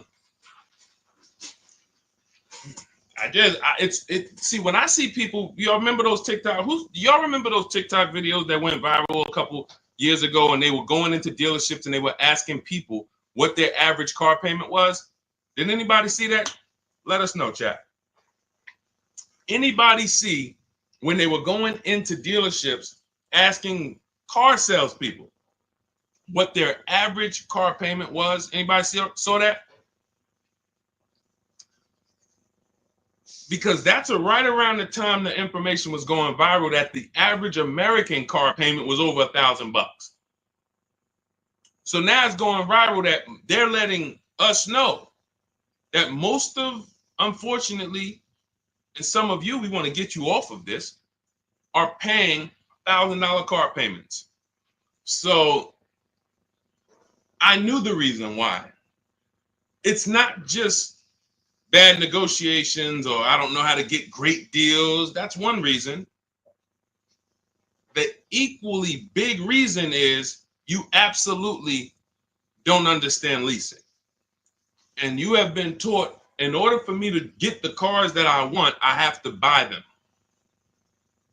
And when I buy them, I absorb the cost to buy the whole car. $48,000 is $1,000 a month. You get $48,000 vehicle plus taxes. If you don't know how to get any discount, 5-year loan, your payment's $1,000. That's it. That's the math. So it's very easy when you don't understand leasing or you don't know how to get great deals to pay $900, $1,000 a month for a car that you could be leasing for $500 a month with no money down. And you would not believe how many car salesmen don't know this. That's what brought me to TikTok. I remember, I'm going to tell you this one story and then we'll get back to the questions. I was trying to decide whether we were going to come to TikTok or Facebook. Or Instagram first. This was 2021. And a guy hit me. I was making videos on Facebook, had a couple 100,000 views, maybe 4,000 followers. nothing huge, but you know, and I could see that's when Facebook was dying. It was before Reels.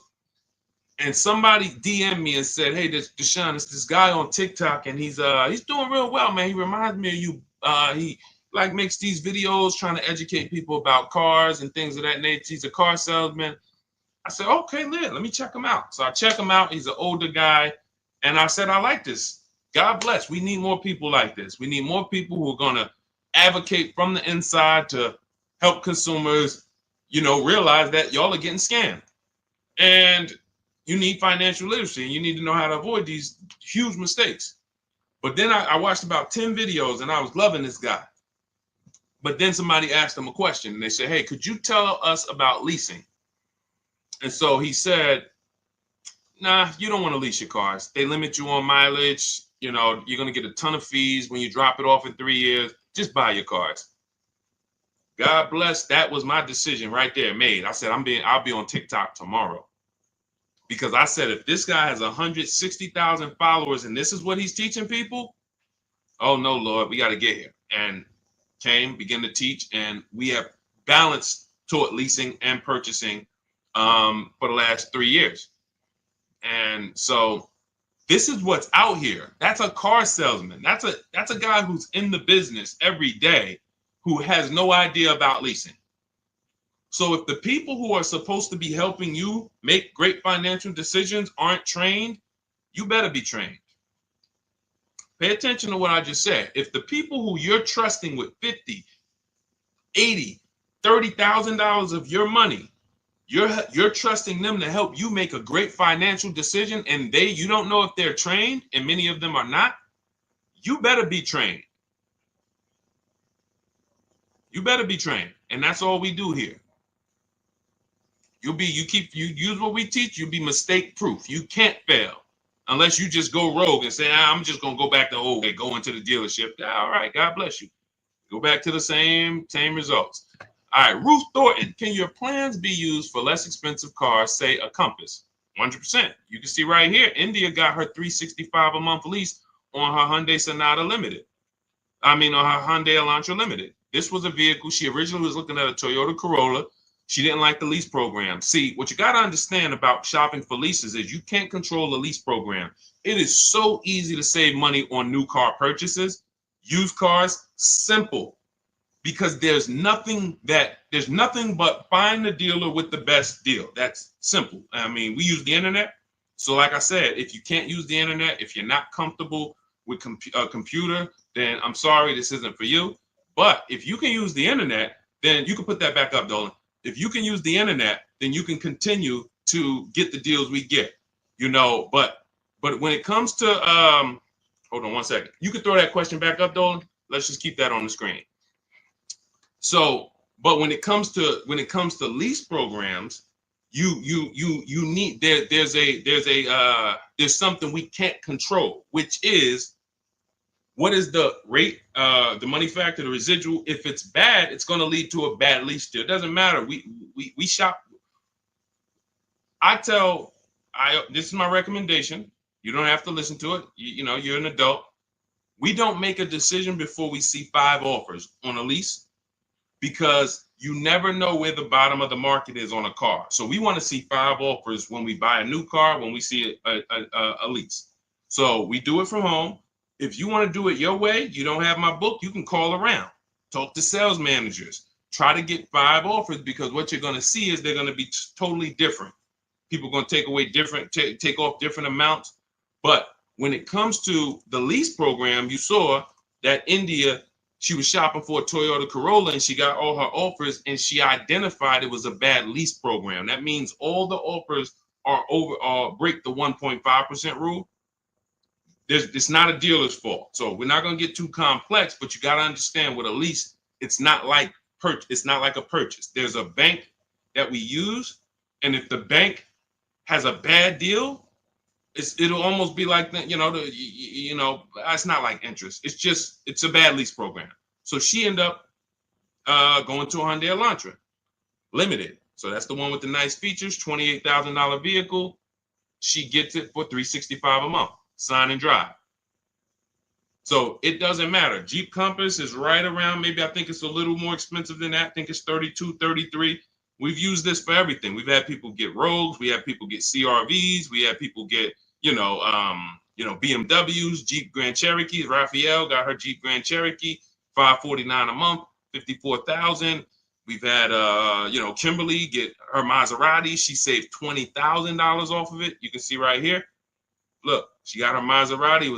This was literally, it took off $20,700 for her, brand new. So it's for everything. Somebody asked earlier in the show, is this for like, exotic cars? Can we use this for like exclusive cars? For sure. Bentleys, doesn't matter. Doesn't matter. Competitive shopping is what you look. Don't overthink this. It's competitive shopping. That's all it is. We just have a formal system for competitive shopping. That's what it is. We have what we believe is the best system in the world until someone can show us that they've gotten more results for the public.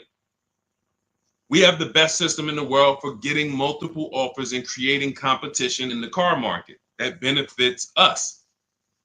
So you could throw any car in there, system is going to work. So everything that we teach is out of my new book. If you guys are like, Deshaun, this is a lot. Can you give me the step by step? Can you give me the playbook to where I can look at this and kind of go through my checklist? My book is written as a checklist. It's a digital book, and you can. It's called Cars from Home: 7 Steps to Saving Time, Money, and Avoiding Dealerships. And it's normally $97. You can get a copy for the next 30 minutes for 75% off, which is $24. So if you get, that's my welcome offer to you, but it's only for 30 minutes. So if you grab your copy, you can go to my TikTok bio, my Instagram bio, the Facebook comments, or the YouTube comments. We have a link there, and you can activate your 75%. Now, for those of you who are like, Deshaun, I see you sharing a lot of pictures. Where are these pictures from? This is from our private group. I've been coaching people through our courses since 2021. We created our Cars from Home Done With You, because some of you have a different learning style. You like, instead of reading, you prefer step-by-step videos, short videos, 3 minutes, 5 minutes, to walk you through the process. And then you want community that can support you. We have our private Facebook group with I think we got about 1,500 people, almost 1,600 people in there. And then we do a coaching call twice per month, every, first and third Wednesday. We jump on a Zoom call so people can get their questions answered with me. So if that's your style, you'll see the link there. You can just hit Shop with Deshaun. Now, you do have to qualify for that. That program's not for everyone. But if you click there, go watch the video, and you can see if you qualify for that. So I don't care how you save the money, how you eliminate the anxiety. If you find a more creative way than the Cars from Home system to buy cars and guarantee that you got the lowest price in the market, from home, then God bless you, do it your way. But no one is able to guarantee that they're getting the lowest price in the market. You negotiators, you're losing, because here's what I'll tell you. If you came out of a dealership and you said, man, Deshaun, I just beat him up in there, man, I got a great deal. I said, let me ask you a question. Would you bet me $1,000 that I can't find a better deal than the one you just signed? Give me, would you take the bet?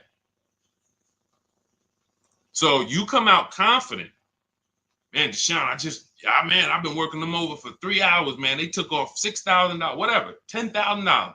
My question to you would be, would you bet me $1,000 that I can't find a better deal than the one you just got from home? Most people are going to not take that bet, right? Right? Because they don't have the guarantee. They don't have what we call deal assurance, price assurance, which means they have buyer's remorse. See, I'm happy with my purchase until you ask me to guarantee that I didn't leave money on the table. But watch this. What you're going to be doing different is you're going to be so confident in the way dealers are bidding. When my dad picked up his Palisade yesterday, when we got this Infiniti a couple weeks ago, We guarantee you. I come at that dealership with my new vehicle, and you can say, hey, bet me some money. Would you bet me $1,000 I can't find a better deal than this? And I would say, can I bet two? Can we go double or nothing? I mean, or can I double? Can we put a little bit more on the line? That's how confident you're going to be when you actually start to use a competitive system where you can look at several offers from home. Another thing our system does is make you see that, okay, 4 out of 5 dealers are overpriced. See, you hear people say, oh man, I went to Nissan, they're overpriced. Nissan want too much money for the Altima. No, you went to one Nissan independently owned franchise and you got a price from them. You didn't go to Nissan. You're not dealing with corporate. You went to one franchise. That's like going to one McDonald's and you had a bad experience. And McDonald's is not good. They don't treat us good. No, that one McDonald's on Main Street in this city, you didn't have a good experience with. Every single dealer is different. Some of them owned by the same people, but they still compete.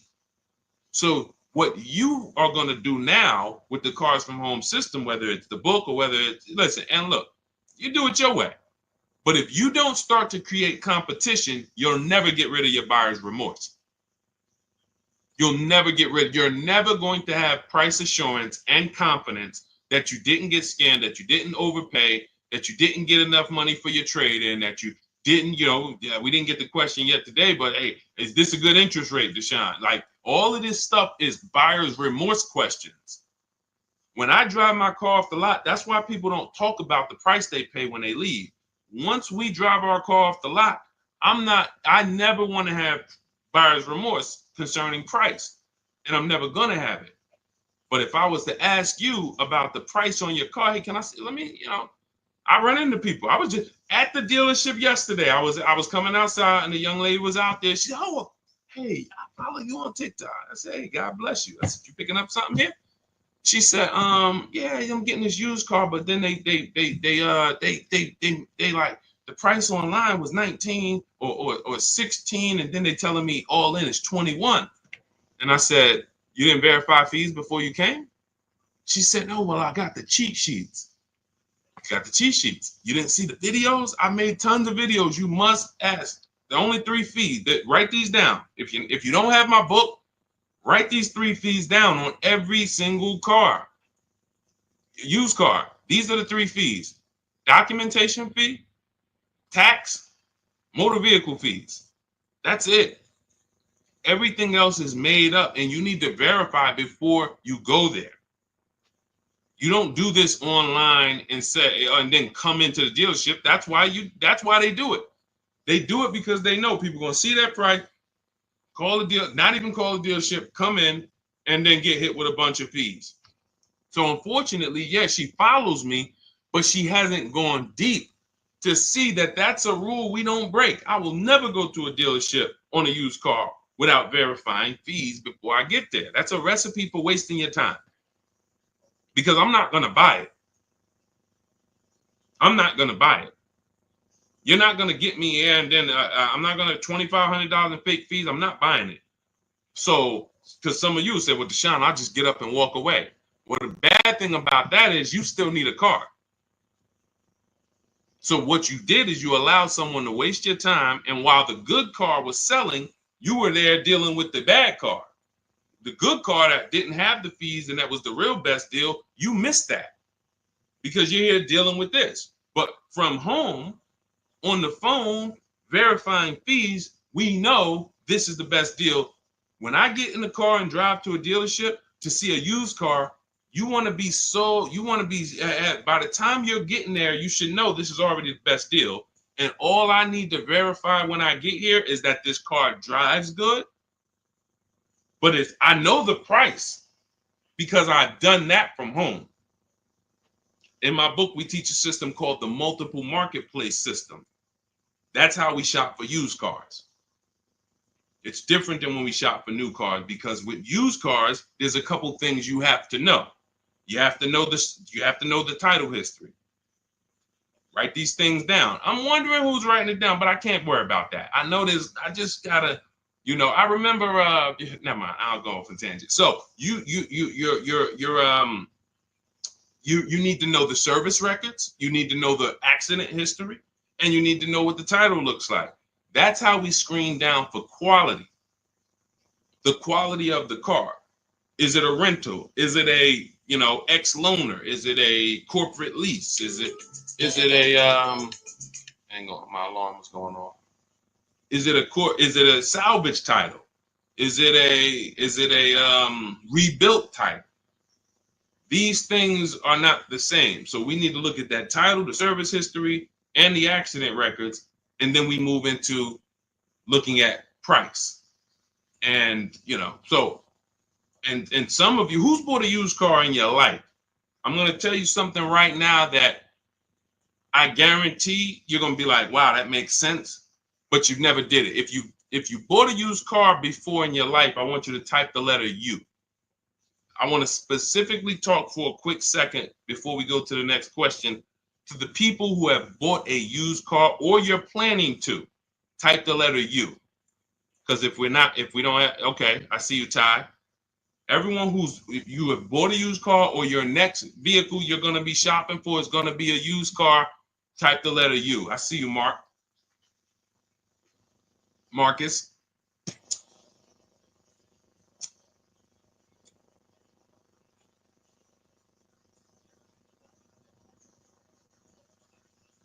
Okay, just a couple people.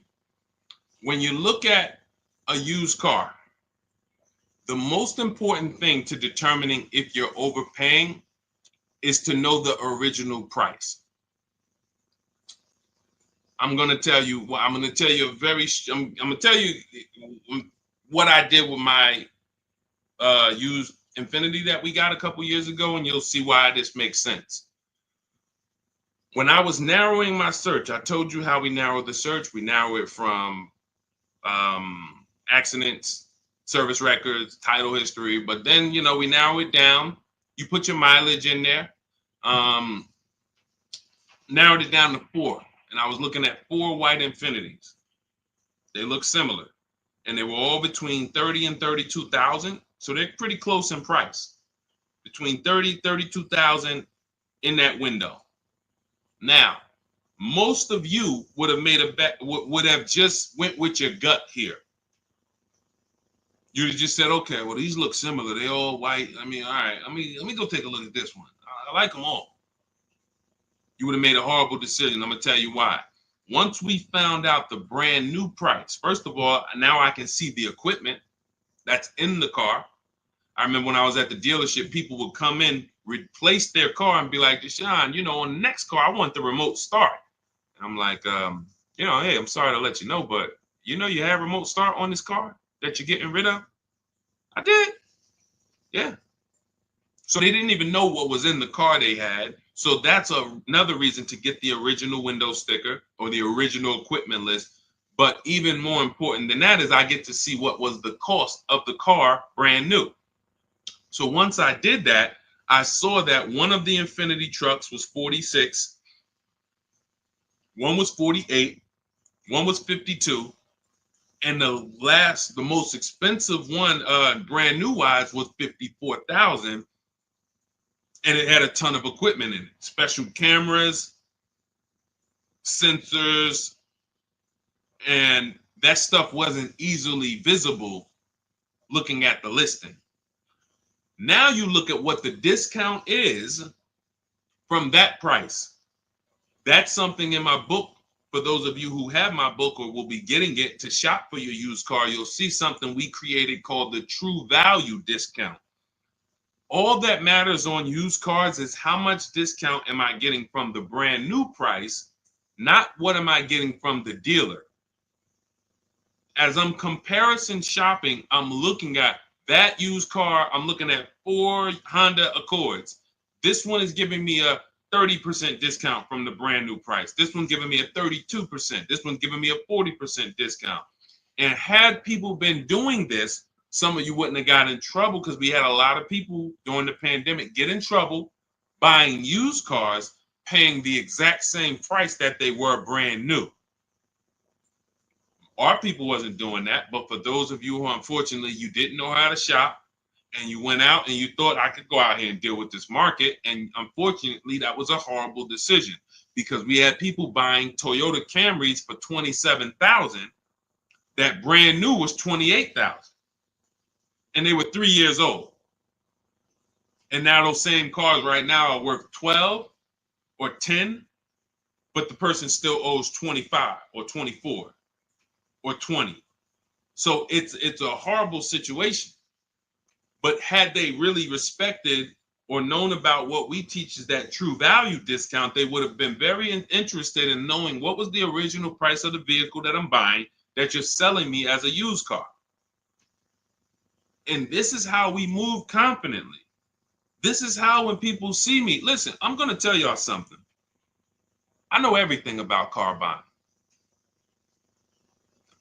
It's my experience. My dad was picking up his Hyundai truck yesterday. God has blessed me with the experience, and I've worked for incredible people and I paid attention and I asked questions, and then I began to teach. Anyone in New Jersey who bought a car from me when I worked for Mercedes, they will tell you I've been this way. I was this way the last 3-4 years of my career because once I left Ray Katina, I had the knowledge to teach. So now, my dad's picking up his vehicle yesterday. He's signing for the Palisade. And he calls me, he said, Deshaun, I thought you said the first month's payment was included. I said, it is. I said, all right, I'll be right there. He's taking a shot. That's what they're supposed to do. I don't blame them. All the best finance managers take a shot. What does that look like? Hey, okay, Mr. Jones, okay, perfect. Yeah, your monthly payment every month is going to be $439, and then you're putting $3,000 down. How do you want to pay the first payment? I thought it was included. No. The $3,000 down. That's your down payment. But you pay at the beginning on a lease. You pay at the beginning. How do you want to pay that payment? That's going to work 30 to 40% of the time, maybe more, depending on how sleek the people are. But when I went in there, I said that, don't worry, trust me. The best the finance managers I know that have made the most money, they got to do it. Because if you ask 10 times, you'll get 3, 4, 5 times. And then it's straight. He said, where does that money go? I said, it's profit. So wait, that's just that. So if they get you to pay that $400 or $500, I said $400 or $500. When I was at Mercedes, the first payment on some of the cars was $1,200 a month. $1,400 for a GLS. Still pulling it. Hey, how you want to pay your first payment? Okay, I guess I thought it was included, but yeah, you throw it on the credit card? Sure, that's fine. All right, so yeah, we'll get you out of here in like 10 minutes. Let me just take care of this paperwork, and you literally just got the $1,200, $1,400. He just couldn't believe. That's why when we left, he said, "Man, I really see you know this stuff." That's my experience. I've been in this since 2006. I've got more time in dealerships and in finance offices and things that isn't. And I ran my own. So when I'm giving you the game and you say, "Man, I get to access what this guy knows for $97 in his book," or if I get there and get a copy before the welcome offer expires, I get it for $24. That's why I said at the beginning of the show, we're trying to get you to believe in yourself. This is step by step from home. No one can bust into your house and say, "Hey, put that book down. What are you doing using this guy's stuff?" So you just have to believe in yourself because we're winning. I'm winning. I'm the person who they call for cars. My family still do it, but everyone who knows me, look at JC. These are people who, once you see, wait, I can't get this anywhere else. Then we can start to get you in the mindset to just believe that, okay, let me just trust that I can actually succeed using this so that I can start to enjoy my car shopping. That's really the name of the game. It's a shame for you to spend $10,000 to $100,000 on a vehicle and you just tolerated the process. We enjoy it and we love the deals. All right, so I don't know how I got on that, but that was good. So, all right, Dolan, throw up another one. Let's see what we got. I wish I knew this before. What am I paying for my Audi today? I could have leased a Porsche. JC, I like that. Hey, listen. JC said, I wish I would have known. Unfortunately, JC didn't know about leasing. And again, I would say, JC, 17 million new cars are sold in America every year in a healthy market. 40 some odd, maybe 42, 45 million are used cars are sold every year in a healthy market. We know that number, because you can only lease a new car, that 17 million number, if we was to ask those 45 million, how many of you are keeping your cars 8 years? I would say on the low side,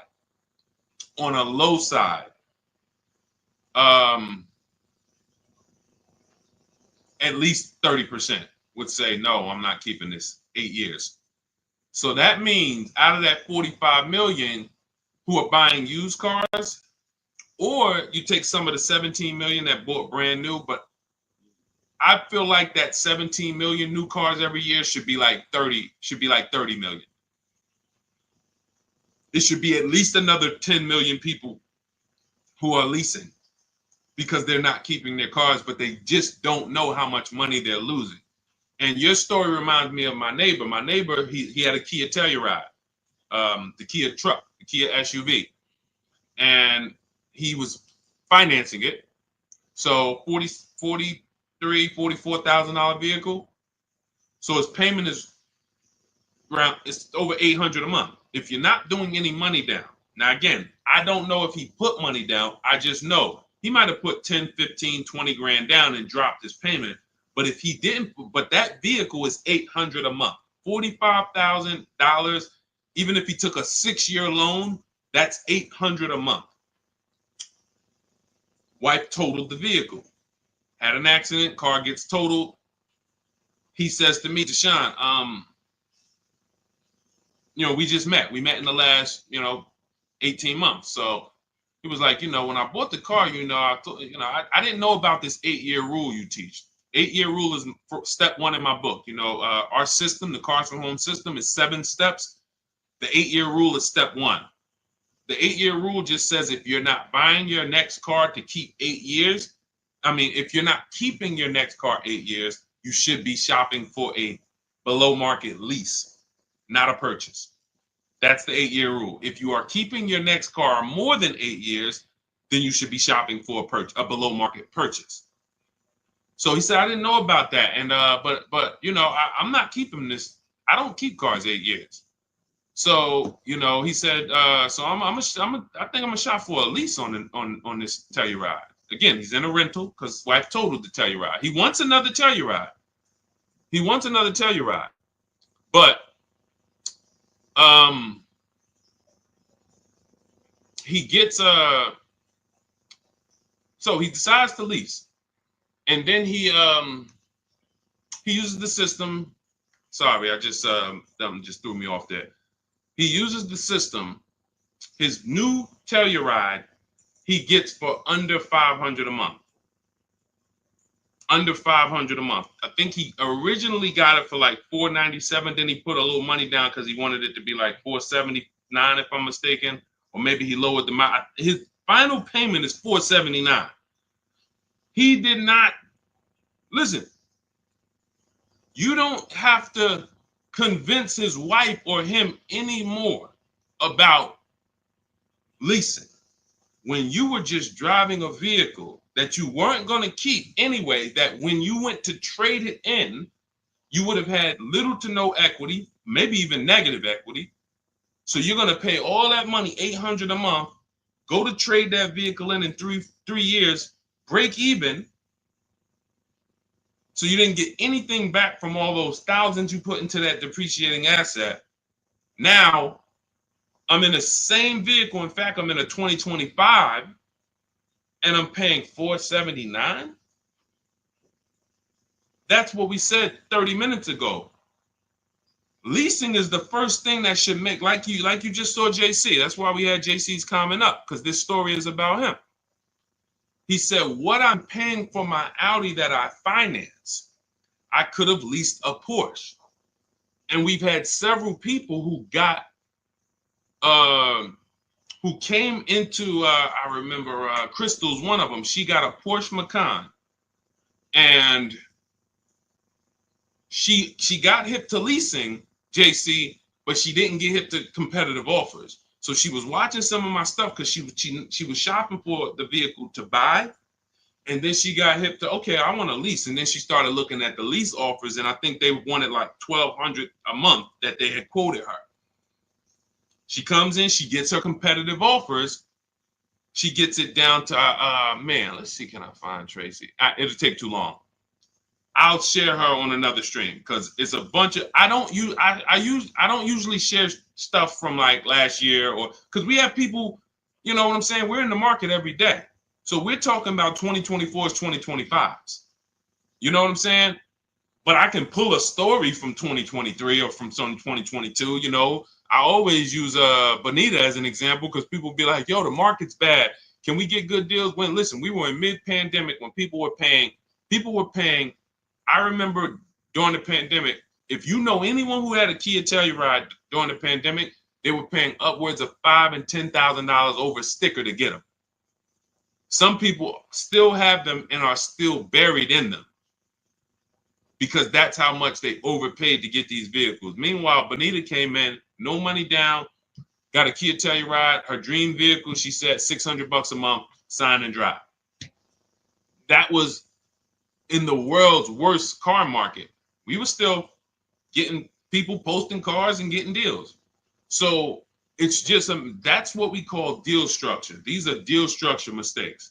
So you could be the best negotiator in the world, but without competitive offers, you're going to overpay. You could also get competitive offers, but without the right deal structure, you're going to overpay. Deal structure is, am I supposed to lease this vehicle or am I supposed to buy it? And if you just remember the 8-year rule, ask yourself that question, am I keeping this next car 8 years? If you are not, then if you purchase, you lose.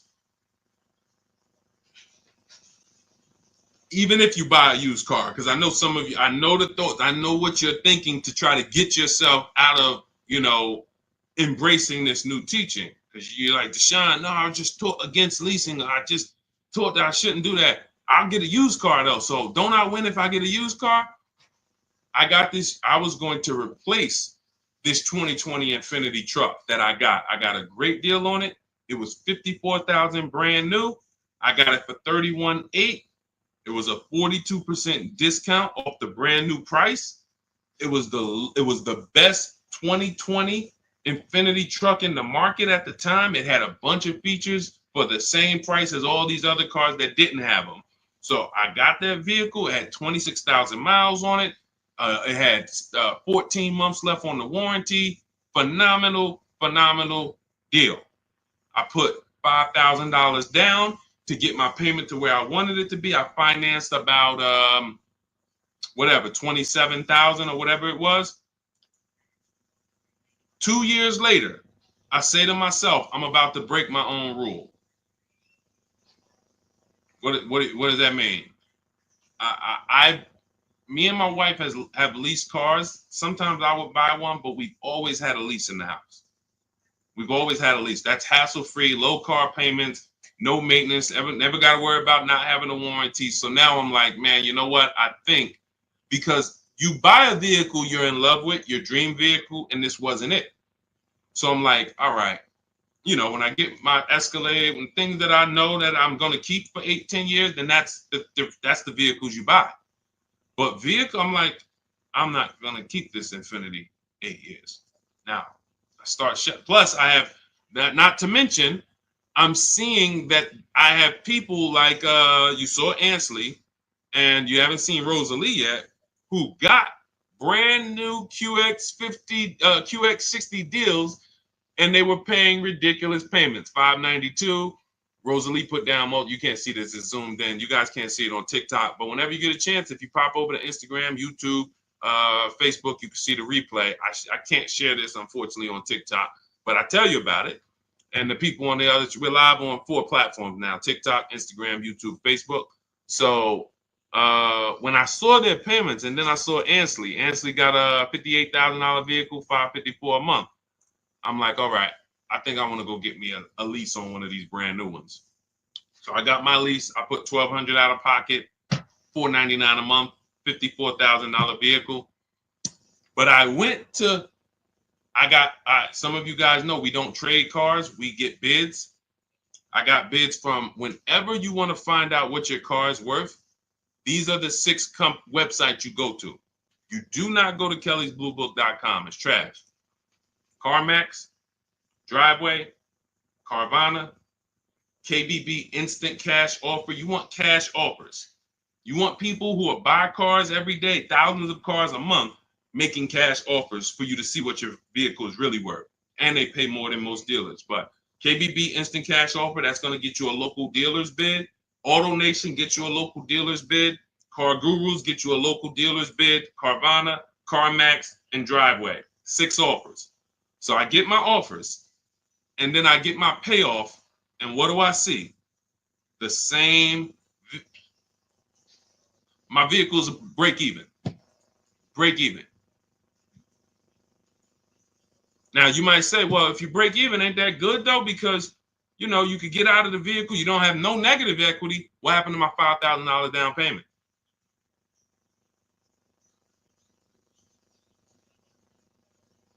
So I'm watching people who I'm teaching who are out there shopping the market, pulling up in their brand new vehicles, and I'm like, now this is the same vehicle that I have a 3-year-old version of, and I'm like, wow, we have the same car payment or similar car payment. So some of you who think you're gonna get I buy used cars. That was the whole purpose of why I went here. Sean, I buy used cars though. Well, you didn't get a great if anything, I got as great a used car deal as you would get. It's not better considering what I saved off of it. I put $5,000 down, 6-year loan, because I plan on keeping the car. 2 years later, we look up, $5,000 down payment's gone. You can get out of it, but you not only did and that's the deal. When you buy a used car, thinking you're gonna escape the 8-year rule, yeah, Deshaun, I'm not gonna lease, but I'm gonna get me a used version. And all you do is pay the same money to drive what a person who's got a great lease deal pays to drive a brand new one. And yours is gonna have issues because you're not gonna have a warranty. And then you had to deal with that. So I put tires on the car. I didn't even include my $5,000 down payment. I didn't include that I replaced the tires and the brakes on the vehicle in the last 2 years. So let's say $7,000 that if I sold, I take the $7,000 loss. So I'm not exempt from any of this. None of you are. So I'm using this to tell you the 8-year rule is what you need to be looking at, leasing versus buying. And you need to understand that if you make these decisions wrong, you got your deal on the wrong footprint, wrong foundation, there's no way for you to get a great deal. You must ask yourself that. It's a depreciating asset. You've heard that for years. This is the practical application of how to make sure you win with it. So people say it's a depreciating asset. So what do I need to ask myself? How many years am I going to keep it? If somebody was selling you a financial product or a stock or something and they said, hey, bad news, for the first 6 years, this stock is going to go down in value a lot. But after the 6th year, it starts to go up. And by the 10th year, you start to make money. But you got to hold it for at least 10 years. Then if you went into that process and you bought that product and you got out of that in five years, then you lose. It's a depreciating asset. You're getting something that, in the case of a car, it never comes back up. So the only way you win with cars is with long-term ownership. 8 to 10 years, that's when you win. And there's no one who can convince me otherwise. This is a numbers thing. See, what we do here is we talk numbers. All the people who given you this horrible financial advice, they never speak numbers. They rant. Oh, leasing is renting. Oh, leasing is borrowing. Leasing is for people who like debt. Oh, borrowing cars. These are people who, unfortunately, they're just incorrect. And I'm not in a position where I could be on a panel with them. If I was, it wouldn't take me long to make light work of them because they don't talk numbers. So we can't have a financial conversation about somebody who doesn't understand numbers with the subject matter that they're speaking about. So if you're like Deshaun, how do I get every single thing we teach in like one place? That's my new digital book. It's called Cars from Home, 7 Steps to Saving Time, Money, and Avoiding Dealerships. It's normally $97. It's 5-star rated. You can Google it. But for the next 30 minutes, you can get 75% off. That's my welcome offer. That means you'll get it for $24. But if you get there, you got to get there before the timer hits zero. Once it hits zero, the price does go up to $97, and it's worth every penny. If you miss it and you're like, Sean, I need the information, and hey, I missed the welcome offer. But $97, it's still one of the most valuable books you're ever gonna read and use. So, but $24 is better. So get to my TikTok bio, my Instagram bio, the YouTube comments or the Facebook comments. Welcome, D. Welcome. I see. Thanks for the follow. And get there, get your copy. And then it'll be in your inbox. It's a digital book, so it'll be right there. And just follow it step by step. Don't jump ahead. Stay on your path. There's paths in there for everybody. People with bad credit, people who don't know how to negotiate, people who you need to stop negotiating because you can't negotiate your way to a below market deal. You can only get bids. High mileage drivers, you guys are losing a lot because you're depreciating asset even faster than the average person. So you are losing a lot. We have paths in there for you. And then, of course, our system for leasing, purchasing, and buying used cars is all in there step by step. So go grab your copy. 75% off in my TikTok bio, the Instagram bio, the YouTube comments, or the Facebook comments. For those of you who are like, you would rather work with us and try to see if we can qualify to shop together, just click that button that says Shop with Deshaun. That's for you who are like, you rather watch videos instead of reading. You prefer 3 to 5 minute step-by-step videos, and you prefer a community. We have a private Facebook group. That's when you see all of these people that I post their cars, they upload their cars and their deals to our private Facebook group. It's called it's called a graduation. So the first time you get your car using the Cars from Home system, you're a graduate. And then after that, you're an alumni. And we just had Sheree. Sheree is probably our most successful alumni. She just got her 4th car. She joined us in 2022, and she just said she's seen things get easier and easier. And when you join the Facebook group, you'll see her like right at the top, 4th car. So this is the world we want you to experience. Peace of mind and really, So if that's something for you, you can click that button in those same links that says Shop with Deshaun. See if you qualify. And other than that, we'll be back on another stream. Thanks for checking in. God bless you.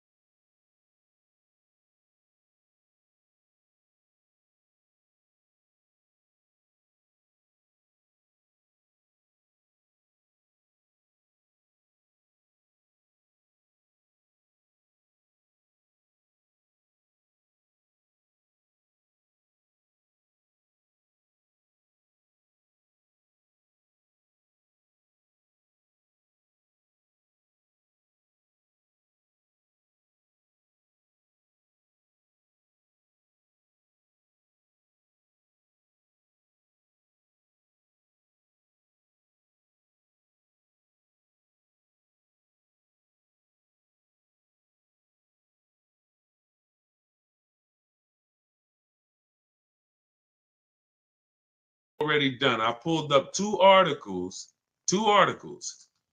and I've been warning people to sell their electric vehicles before the election. If you go to Google and you just type in this simple term, electric vehicle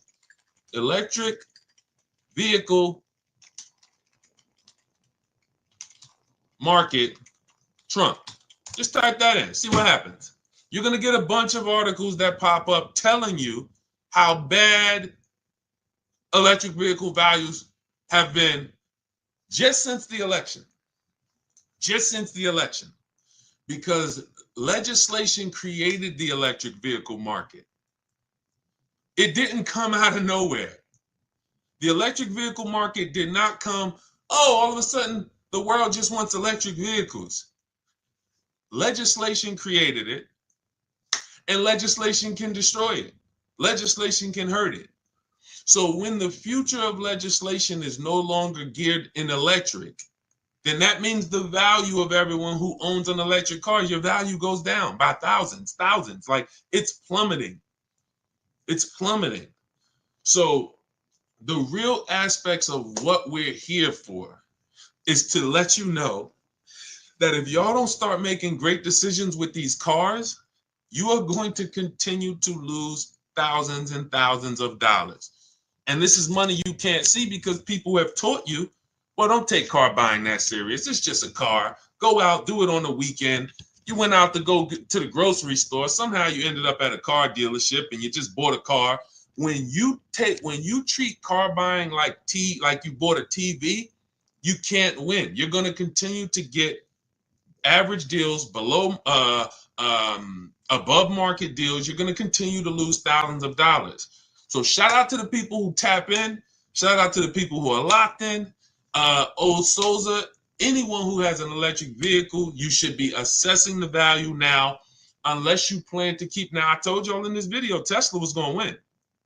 It wasn't even a question. Tesla was going to win.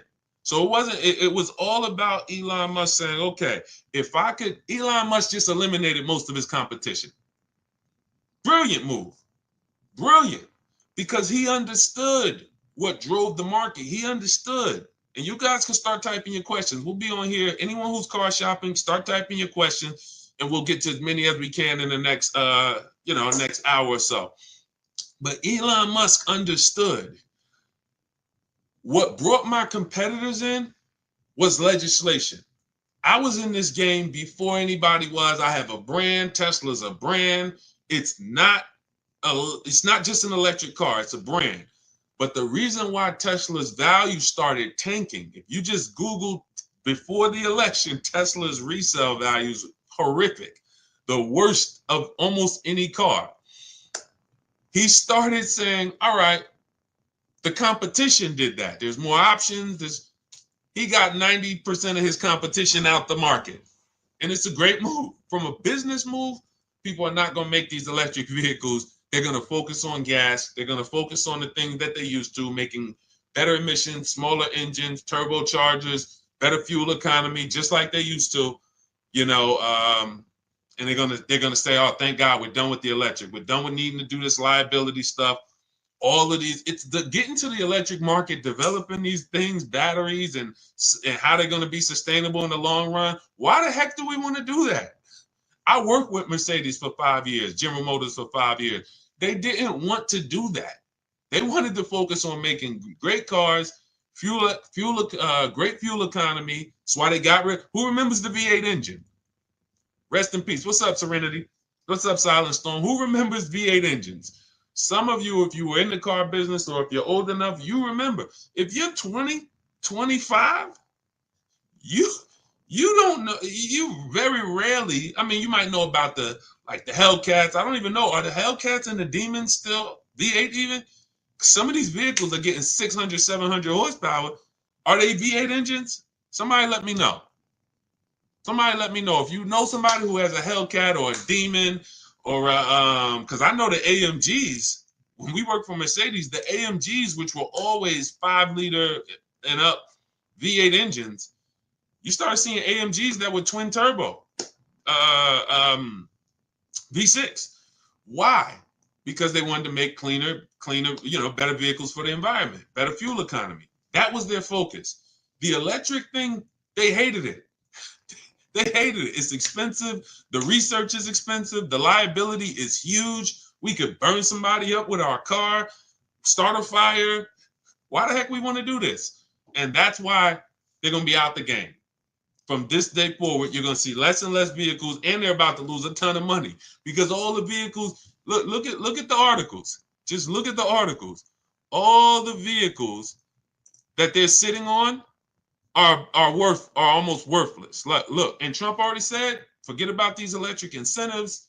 they're going to sit on lose tons of money on all this inventory. And they're going to look back and say, dang, that electric vehicle wave was a nightmare for us. Thank God it's over. Which means what happens to the people who own an electric vehicle? Sucks for you. Sucks for you. So that is what we do here. Everyone who was willing to listen, oh, you're going to win. You're going to win. So who's car shopping right now? What's up, JT? I see a lot of people checking in on TikTok. Good to see you, Humphrey Holiday, Ricardo Ramirez. Hold on, I see important time-sensitive question for you, Deshaun, over on the private page, please. Okay, you got it. You talking about the group page? Definitely. Who's car shopping right now? Who's car shopping right now? Let me know. Or you will be. You'll be car shopping. Does that mean hybrids also? Sugar mama, I think the value is in gas. So I think as long as you have the option for gas, you're good. When you don't have the option for gas, that's where the value is tanking. So I don't see this affecting hybrids. It's a great question. It's a great question. So who's car shopping? All right, I see you. I'm car shopping right now. I see you, Brandon. All right, I see you, Trust and Main Salon. Who's car shopping right now? In the spring, exiting a lease Hyundai. Okay, perfect. Okay. So who understands leasing? Type me if you understand lease. Matter of fact, here's a better question. Who doesn't lease? Who doesn't lease? You just would, whether you were taught never lease, you don't understand it, you had a bad experience with a lease. Who doesn't lease? Who doesn't lease? Because I am seeing that, thank God, a lot more people are being exposed to new knowledge. I drive too much and I have a dog. See, that doesn't matter. See, the best thing we can do right now is understand every way to acquire a car. Because how have I've kept thousands of dollars in my household by knowing all the ways to get cars. I'm going to tell you what I mean. When I was 22, I leased a Pontiac G6. I worked for Pontiac. I worked for General Motors. So I leased a Pontiac G6. It was $256 a month. Brand new car.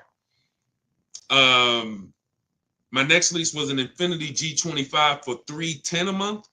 $310 a month. 30-something $1,000 car. My next lease was a Q50 Infiniti, $45,000 car. It was $325 a month. My next lease was I had 3 Q50s in a row. I had one the first year it came out, 2014. Then I had a 2016, and then I had a 2019. 3 Q50s. Payment was $345, $365. And I think my last one was like maybe $390. Never over $400. Why is this so important?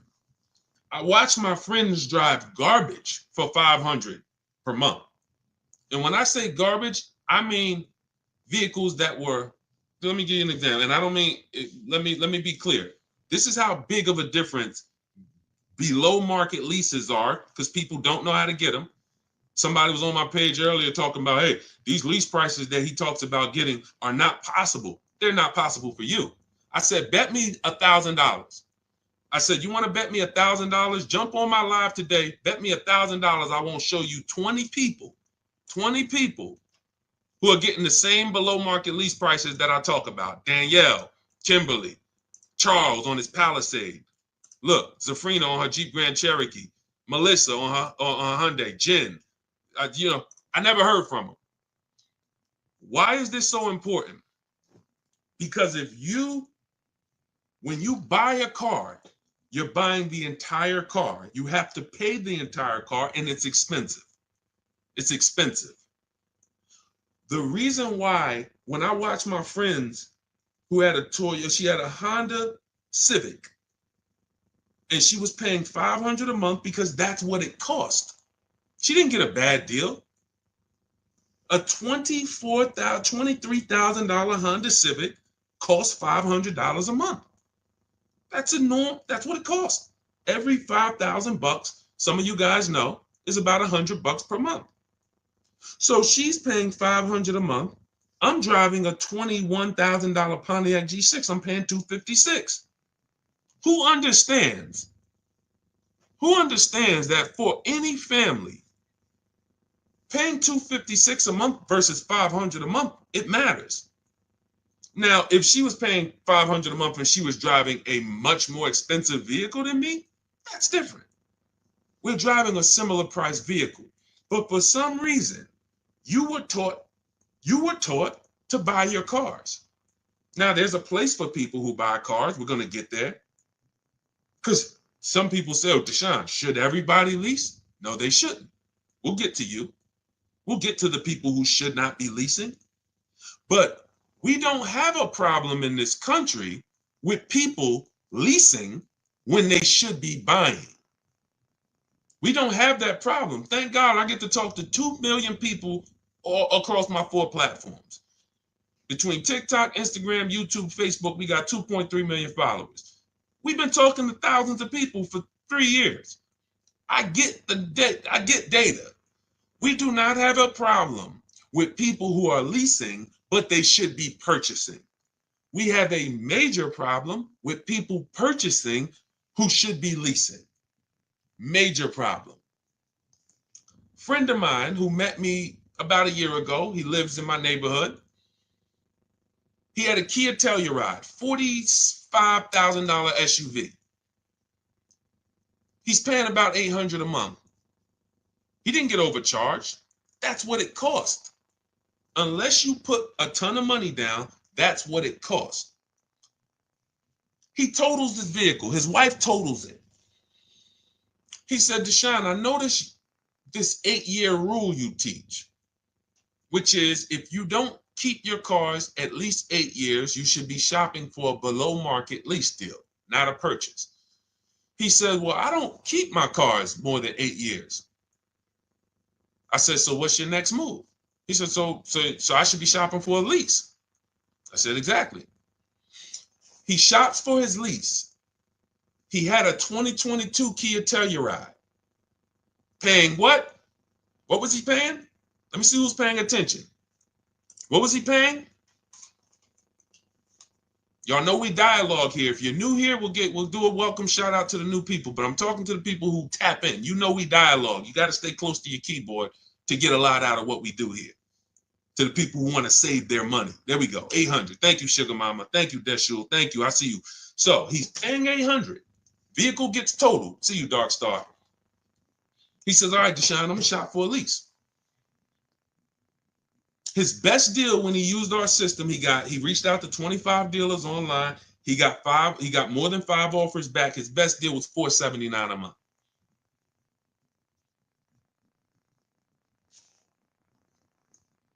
Vehicles in his driveway. It's been there since earlier this year when he picked it up. You understand? Do you think he needs any more convincing? He was driving a 2022, paying $800 a month. Fortunately for him, his vehicle gets totaled. Thank God his wife isn't hurt. Why do I say fortunately? Because he would have been stuck in a 5-year contract paying $800 a month for another 3 years. But now he's paying $479 a month, and he gets to keep $300 per month in his household. He didn't downgrade. He changed his structure. Who should be purchasing that? Long-term people. 8-year plus. Because when somebody's paying $300 a month less than you for the same car, it takes you a very long time to catch up to them. You got to pay off your car, keep it, because one thing about a lease is you're always going to have a payment. So you're always going to have a payment. So eventually the person who keeps their car a long time, 8+ years, they're going to catch up. Sugar Mama, after the lease, you lease again. See, that's the thing.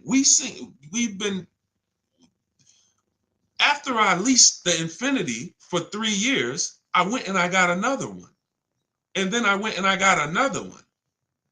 And see, A long-term person is not switching their cars 8, 10 years. Who has a car outside they've had for at least 8 years? Type me in the comments. If you have a car in your driveway right now, you've had it for at least 8 years, minimum. Type the number of years you've had it. Type the number of years you've had it. Now we're starting to see what we're going deep on the first start of this stream is the foundation of how to get cars. And if you are buying when you should be, type how many years you've had the car. Okay, I see you've had it for 8 years. I see you, I can't see your name, it just says user. If you have a car, because the best thing you could understand before we go out to get great deals is, should I be leasing? Has nothing to do with miles. We're going to get there. Nothing to do with how much you drive. Has everything to do with how long you keep the car. Yep, we'll get there, David. Yep, 30,000 miles a year, no problem. It has everything to do with how long you keep the car.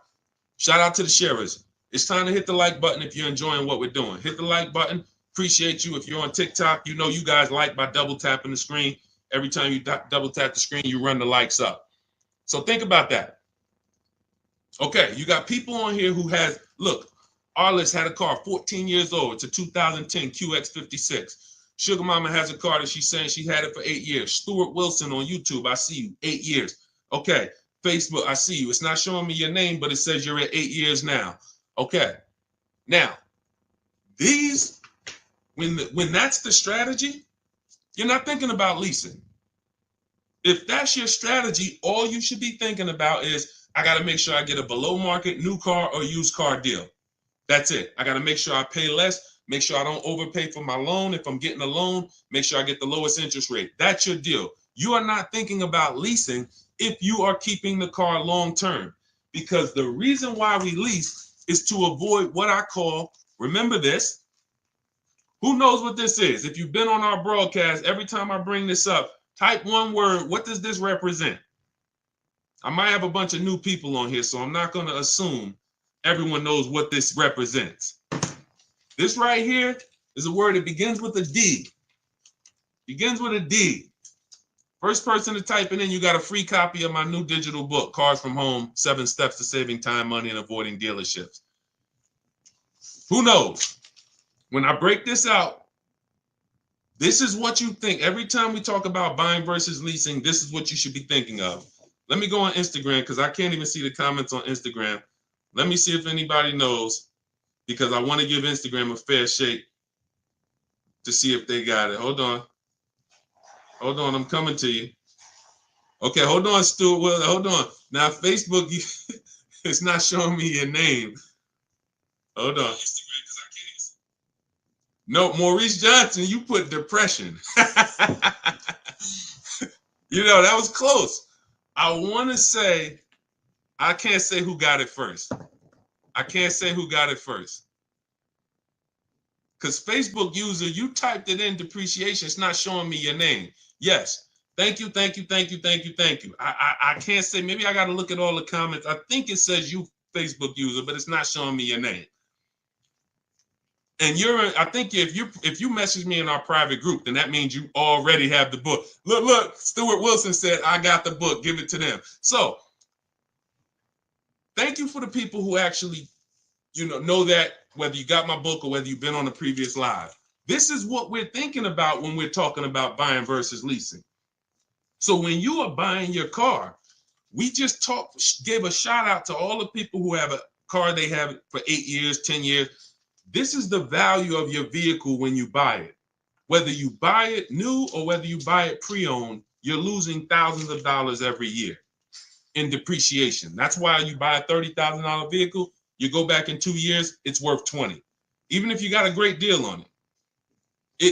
That's just what it is.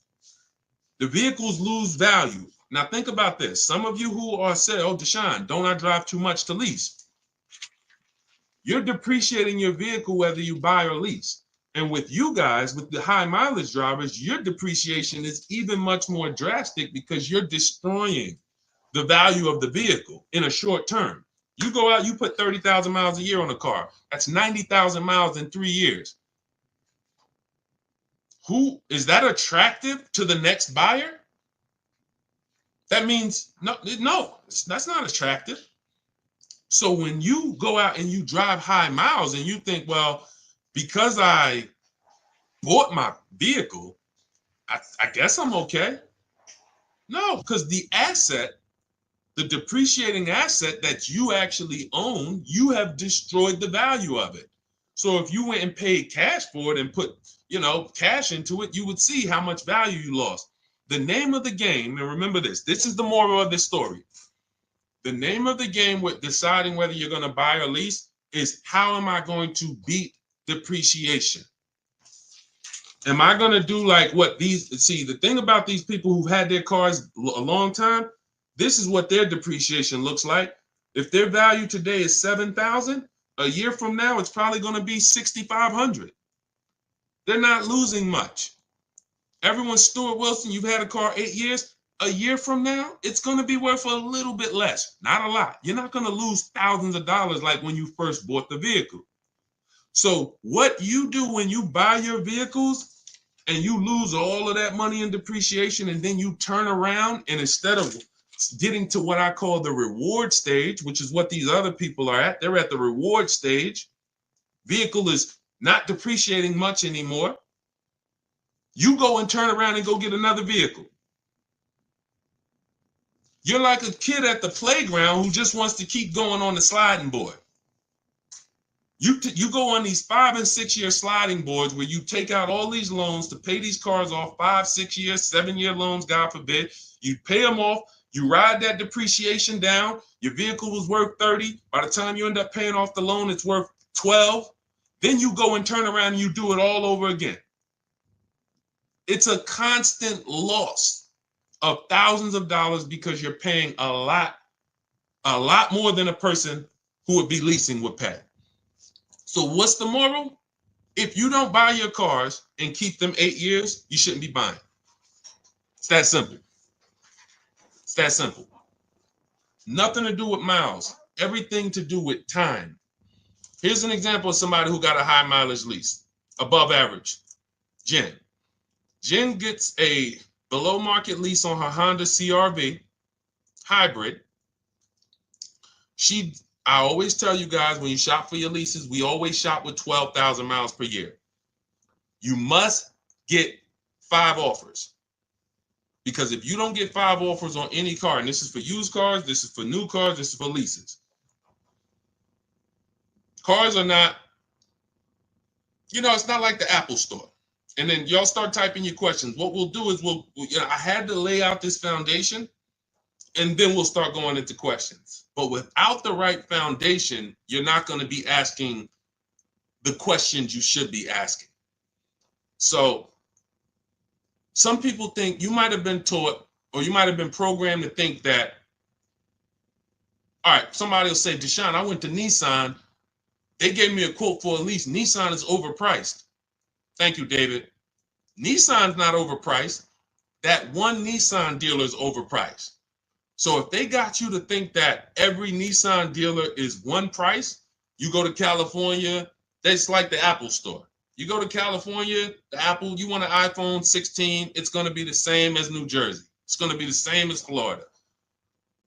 It's totally different with cars. One Nissan dealer has one price. Every Nissan dealer has a different price. Some people are going to charge you over sticker. Some people are going to discount a little bit. Some people won't discount. Some people are going to give you the rebate. Some people are not going to give you the rebate. It's all over. Everyone's competing, and their goal is to make you think there's no reason to shop around because we're all about the same price. We're all the same price. That's what they really want you to think. We're all the same price. But you take a look at Jen. Jen gets 5 offers. Her best offer on a $40,000, almost $40,000 Honda CR-V, $512 a month on her lease. $512 a month, no money down. We always shop for leases with no money down. Do not let these commercials make you think you must put money down when you lease. There is no requirement of putting money down when you lease. That's a gimmick. Because if they can get you to think that, then you're going to do it. But as you can see, I'm going to show you several people throughout the rest of the stream who we always shop with no money down. All we want to do is give them our first month's lease payment. We drive off as long as it's under our budget. $512 a month she gets. That's a 1.3% lease.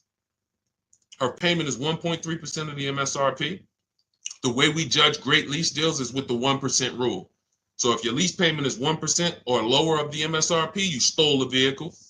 Anything 1% to 1.5%, good lease deal. Above 1.5%, bad lease deal. A lot of people signing bad lease deals. They don't know it. How do we know it's a bad lease deal, Deshaun? We add up the payments. Just add up the payments. With a lease, the name of the game with a lease is driving the most money. I see you, D Hall. We're gonna get to everybody's questions. I see you. We got a lot of questions coming in: Instagram, TikTok, Facebook, YouTube. Let me just lay this foundation, and then we'll do some serious Q&A. When you look at Jen, she's paying $512 a month. That was her best offer of all the offers she got. We do this from home, and then she bumped it up because she needed 18,000 miles per year. In my book, I have it's like literally a paragraph. It's called "Choosing Your Miles Wisely." One of the worst things you can do with a lease is to not get the mileage that you truly need. And a lot of people do that. They'll go in knowing they need 15,000 miles per year, but they get 10. It makes no sense. Why? Because they're saving $25, $30 a month, to go from 12,000 to 18,000 miles a year. Jen is paying $50 more per month. That's it. $512 a month to 18,000 miles. Now, let's just say, for the sake of you, David, if she was doing 30,000, she might go from $512 a month up to $675 a month.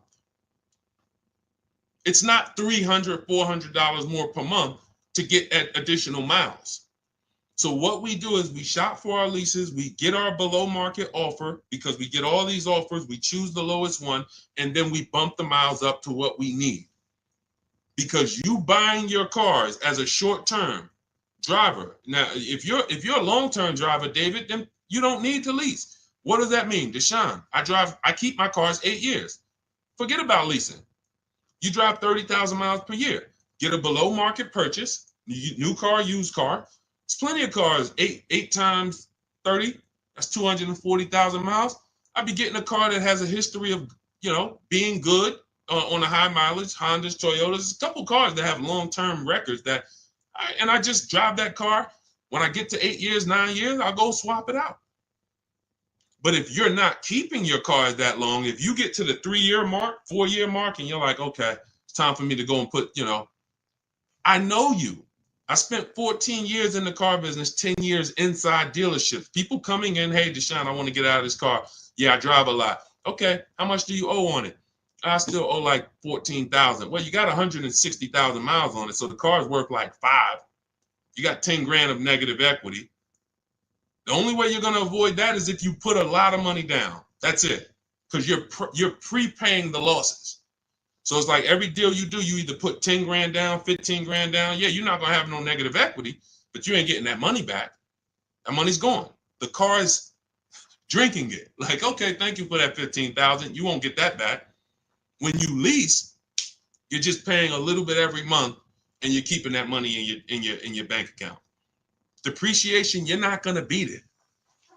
That's where we're losing. That's where you're losing. Depreciation in the short term with cars is going to destroy you. It's just you can't avoid it. Some people think, oh man, my cars go up in value. I got a car with high resale value. You don't own a rare Porsche or some rare, collector's item car. We had one run, y'all, 2021 to 2023. We had one run where cars had limited supply, and we were able to sell cars for 10, 15,000 more than what they're worth. 7,000 more. That's why if you look at my old TikTok videos, when I came to TikTok and Instagram, I was wanting cash out, everybody. Sell your cars.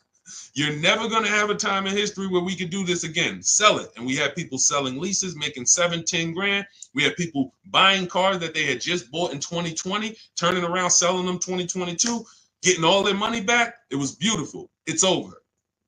It's over. We're back to a normal market, normal depreciation, and that's just what it is. Okay? So the foundation I just laid is step 1 in my book. My new digital book is called Cars from Home, 7 Steps to Saving Time, Money, and Avoiding Dealerships. It's already 5-star rated. You can Google it. It has everything I teach step by step on how to get below market leases, purchases, new cars, used cars. in a step-by-step way. What we just went over was step one, which is what I call the most important question, which is how many years are you keeping your next car? This is step one. The next car you're going to buy, how many years are you going to keep it? If it's less than 8, then you need to be shopping for a below market lease. If it's more than 8, you should be shopping for a purchase. That's step one. So now, part of my welcome offer, you can get your copy of Car From Home for 75% off. It's normally $97, but if you go to my TikTok bio, the Instagram bio, the Facebook comments, or the YouTube comments, we have a link for you, and you can activate your 75% off for 30 minutes. That's my welcome offer to you. As long as you get there before 30 minutes, you got your book. It'll be in your inbox by the time you get done with the stream, and you'll have everything we teach in a step-by-step way to make sure you always get below market deals. Okay, but that's only step one, what we just went over. Now, let's get into some questions. Go grab your book, come back to the stream, and make sure when you get your book, you screenshot the thank you page. As soon as you purchase, it's a page that says open your book below. I also email you a copy, but sometimes people type in their email wrong. You're typing a little fast, and on that page you're going to screenshot is my support team's email, just in case you don't see that email in your inbox in 10 minutes. Just email my support team and they'll get you your copy of your book. Okay, but it's also on the thank you page, so you can save it to your computer. Okay, Dolan, we had a lot of questions, so let's just start pulling them up and let's get to them. You guys can keep typing your questions. Dolan's gonna pull them in as much as we'll go over as much as we can. Can we go over what to do when getting a lease? We'll get to you. We got you, D Hall. We're coming. I see you, Instagram. Okay, I bought a car from a private seller. He's basically scammed me, and now I have the car with no title. What can I do now? First thing I do is make a police report. If we're talking about a seller who illegally sold a car or sold a car without a title, you don't want to be trying to do these things yourself. You want to make a police report, and you want to let the seller know I'm making a police report. Because when you start accusing people of a crime, people start to do different things when they know the police are involved. See, when we're scamming people, I had a video that I posted the other day. Somebody called me and said, a friend of mine, he said he bought a car from a dealership. They didn't honor the warranty. I said, okay, first thing you do is call the police, have them over there, meet you over there, have your paperwork ready, and you're going to make a police report that this dealer is not honoring the warranty. And this see, when people don't like to see police, companies don't like to see police. And especially if you're recording too, hey, I'm making a police report today, I'm live. People don't like that type of publicity. So the first thing I would tell you to do is let this private seller know who hasn't gotten you the title, I'm making a police report. Give them as much information as possible, and then go from there. You might want to go afterwards because is the vehicle stolen? We don't know. How do we know it's not stolen? He doesn't have a title. So, hey, let's pull his vehicle up. Where did it come from? It's a tough thing. See, the bad thing about cars is once you make the decision, it's hell to get out of it. Once you make a bad financial decision with a car, it's extremely tough. You got to eat the loss. So the best thing to do is find out, how do I get cars without making mistakes? Because when I make a mistake, I have to eat it. It's buyer beware with cars. It's not like real estate where, you can sue people. People can lose their license. Very different. With cars, buyer beware. You're really on your own, which is why y'all notice we don't hear a lot of dealers being sued. Right? Y'all notice that? Look, and who knows that there's tons of dealerships all around the country ripping people off. There's 100,000 used car dealers in the U.S., 17,000 new car dealers in the U.S. So you're talking over 110, 115,000 retail establishments for cars. We know it's a lot of them that's ripping people off. We don't see them in court. We don't see them being sued. We don't see them going out of business. Why? Because their contracts say it's your job to protect yourself. And unfortunately, not many lawyers want to take the case. If it's not a blatant criminal aspect, not many lawyers are going to take the case to sue a car dealership because they know their paperwork says it's buyer beware. Okay? So that's the first thing that I would do. Make the police report and try to see if we can track down the source of this car, where did it come from, who owns it, And you know, that's the first thing I do. And I wish you the best with that. That sucks, man. Go ahead, Dolan. All right. What do you do if you drive more than 12,000 miles per year? That doesn't matter. 12,000 miles per year is still on the low side of miles. 12,000. Now, if you drive more than that, if you drive 15,000, that's just above average. What I'm teaching now when it comes to shopping for cars is, especially used cars, 12,000 miles and lower is low miles. So right now we're in the 2025 model year. Whenever you're shopping for a used car, you want to ask yourself, what model year am I in? And usually after the fall, you're going to be in the next model year. So even if you're in 2025, okay, you could be in a 2026 model year. So then we look back and say, okay, if I'm looking for a 3-year-old car, average low miles is 10,000 miles per year or 12. Now, once you get up to 15, that's above average. That's not high yet. Above 15, 16, 17, 18, now we're getting to the high mileage. So it's not a matter of, 12,000 miles per year is really, it's still low. If you call it average, you can call it average, but there's nothing there's nothing that you would change based on you driving 12,000 miles a year or 15. And again, it has nothing to do with how much you drive. Leasing versus buying has nothing to do with how much you drive. The reason I learned about high mileage leases, I was a sales manager at Hyundai for a very short period of time, 6 weeks. It was a highway dealer on Route 1, New Jersey. It was literally like the owner's indicted. If you ever could imagine the typical highway dealership, this was it. And I've always worked at phenomenal places. I've always worked with great management teams, great sales staff, great culture.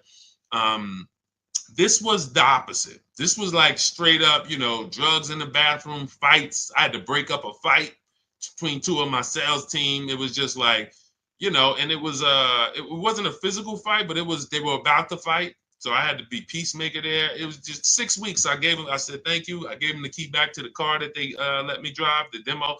And I said, okay, thank you. God bless. This is not for me. But I learned something extremely valuable there. I had a customer who came back. He was returning his lease. He had 72,000 miles on the car. And I said, wow, you leased this? He said, yeah, I always lease. He said, I used to buy my cars and I would just make big down payments, $10,000 down payments. I wasn't getting the money back. And I just started leasing and I put a lot less money into the car. His lease payment for 25,000 miles per year was only like $150 more per month than what a normal below market deal would be. So if let's say a below market deal on a Hyundai back then, Sonata was like, let's say, $299 or $325, he was paying like $500, and let's say it was $325. I remember looking and saying, yo, this is like $150, $175 more, but you're driving 25,000 miles per year.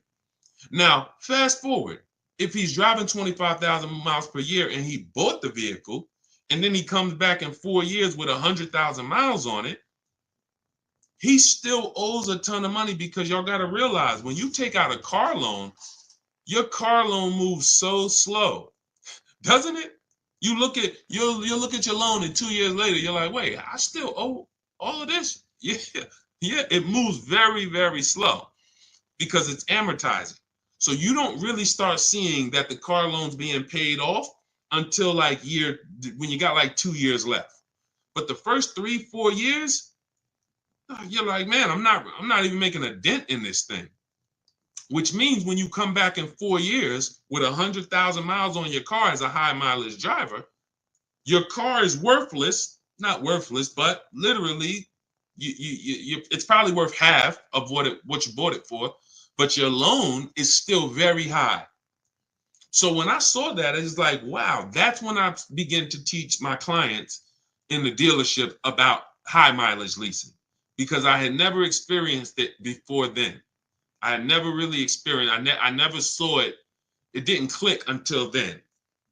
Has nothing to do with how much you drive. Has everything to do with how long you're going to keep the car.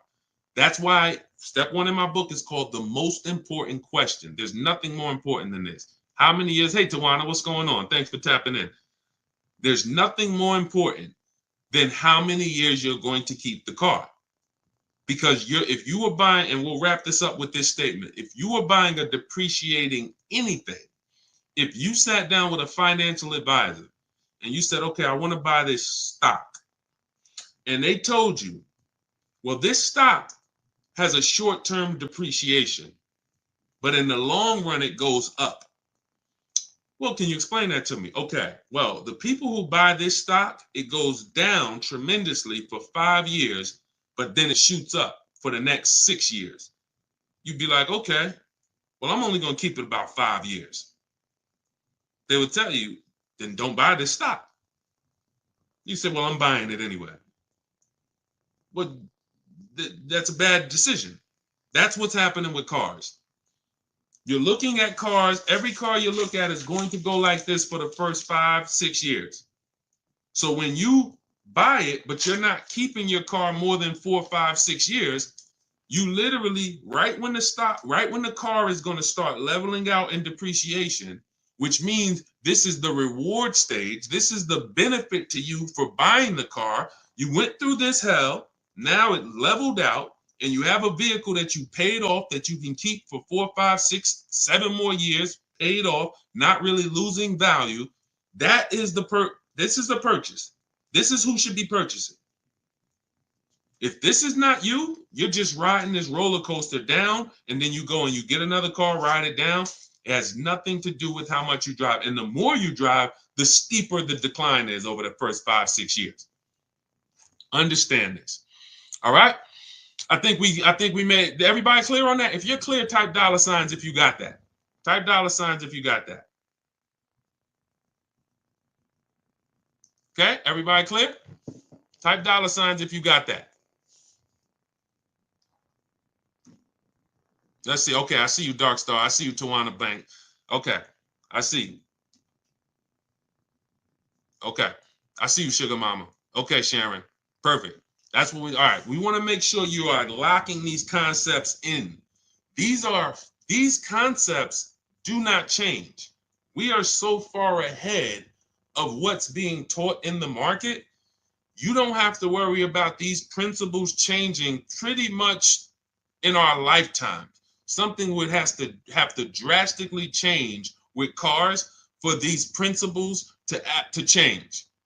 We're just ahead of the market. And unfortunately, if more car salespeople were taught these parameters and they were educating their clients, we wouldn't have to. There would be no place for us to do online education because car salespeople would be held to a very high standard with the threat of losing their license if they had to get one, or losing their ability to even be in the business if they had to learn these things, but they don't. You come in with a good smile, you say, hey, I want to make some money. You will be selling cars the next week, working with the public. Never sold cars a day in your life, don't know about loans, depreciation, resale value. Come on in, say, hey, all you got to do, if anybody's looking for a job, you want a career change, you just like, man, you know what? I think I would go right into a car dealership. You go into 10 car dealerships, say, hey, can I speak to the manager? Hey, look, I'm looking for a job. I just really want to make money. And you know what? I think I got a good personality. You'll have a job. You'll be selling cars in a week. That's who's helping you make $50,000, $100,000 decisions. That's who's helping you. So protect yourself. All right, my car insurance told me that insurance would double on the lease versus a purchase. That's just not true. You need to shop other insurance rates. That's just not true. Now, if you have a vehicle that has, you have if you maybe have a liability only policy, but full coverage is full coverage. If we got to, watch this. This is interesting. When you lease, what shows up on your credit report, when I lease, like, let's say I lease a $30,000 car. Let me use my car. The last lease I had was a Jeep Grand Cherokee. Jeep Grand Cherokee. I see you, Presario. I see you, Stately Natural. Thanks for tapping in. I see the $signs, Instagram. What I noticed, like, all right, I got a $33,000, $35,000 Jeep Grand Cherokee, Laredo, 2018. I leased it for $330 a month. no money down, $330 a month. I paid about $12,000 over 39 months. When I pulled up my credit report, that's the amount that shows, 12,000. 12,000. Why is this important? Well, if I had purchased that $35,000 vehicle, how much is showing on my credit report? Balance due. 33, 34, 35,000. Whatever the whole loan is. So now outstanding is 12,000. Outstanding is 12,000. If God forbid the vehicle's totaled, the insurance company pays it off and I go get another vehicle. I don't have to worry about losses or anything like that. Now, if I put money down, that's a different question. That's the reason why we need to know our risk of putting money down on a lease, because if the vehicle's stolen or totaled, you don't get the money back. So it's very important. That's another reason we shop for every lease with no money down. Very important. But when it comes to insurance, the same vehicle that I'm driving for $33,000 that I leased is the same vehicle that that if I purchased it, I would need to insure with full coverage. Nothing changes, but with a lease, I'm responsible for less. Think about that. So from an insurance standpoint, I'm responsible for less. I'm only responsible for $12,000 of payments over the next 3 years on this vehicle. The bank is responsible for the balance. So that's why I don't see a lease. I've leased vehicles. I purchased vehicles. We leased several cars before we purchased our Infiniti truck. I didn't see my insurance drop when we purchased this Infiniti truck. I didn't be like, oh no, I didn't see my insurance go up. So what it sounds like to me is you now need to shop for insurance. Because if your insurance, first of all, if your insurance broker told you that your insurance is going to go up by leasing, they're incompetent. Because there's no way, maybe the companies they use, or like I said, maybe you have liability only. If you got liability only, which that's not even recommended. That's not even, so if you have liability only, if your vehicle has any value, you should look into that. You should Google why having only liability is a bad thing. I'm not giving insurance advice because it's not my thing, but I have read it. So I can't see your insurance company telling you that and it making any type of financial sense. You might need to get a new broker, and you're one of the rare people that even still uses an insurance broker. Shop him against an online broker. Go to Insurify, online broker, see if Insurify will shop a bunch of companies for you and save you money. Because Insurify will shop a bunch of companies for you, and why are we paying a human that got to eat? I'd rather an app that takes a small percentage of commission from the companies than a person who needs to actually feed his whole family based on my insurance policies and premiums. I'm gonna move on. All right. Now look, I don't talk about insurance. That's a great question. But I talk about everything else in my new digital book. It's called Cars from Home, 7 Steps to Saving Time, Money, and Avoiding Dealerships. It's 5-star rated. You can Google it. You can thank you to everyone who's reviewed it. And you can see that everything's in there, step by step. Leasing, below market leases, below market purchases, below market used cars, new cars, all in there step by step.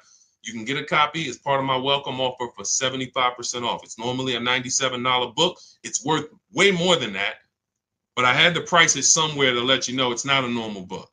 It'll be one of the most valuable books you own. I won't say the most valuable, but financially, it will be one of the most valuable books you own. So part of my welcome offer, you can get a copy for 75% off. That'll be $24, but it's only for 30 minutes.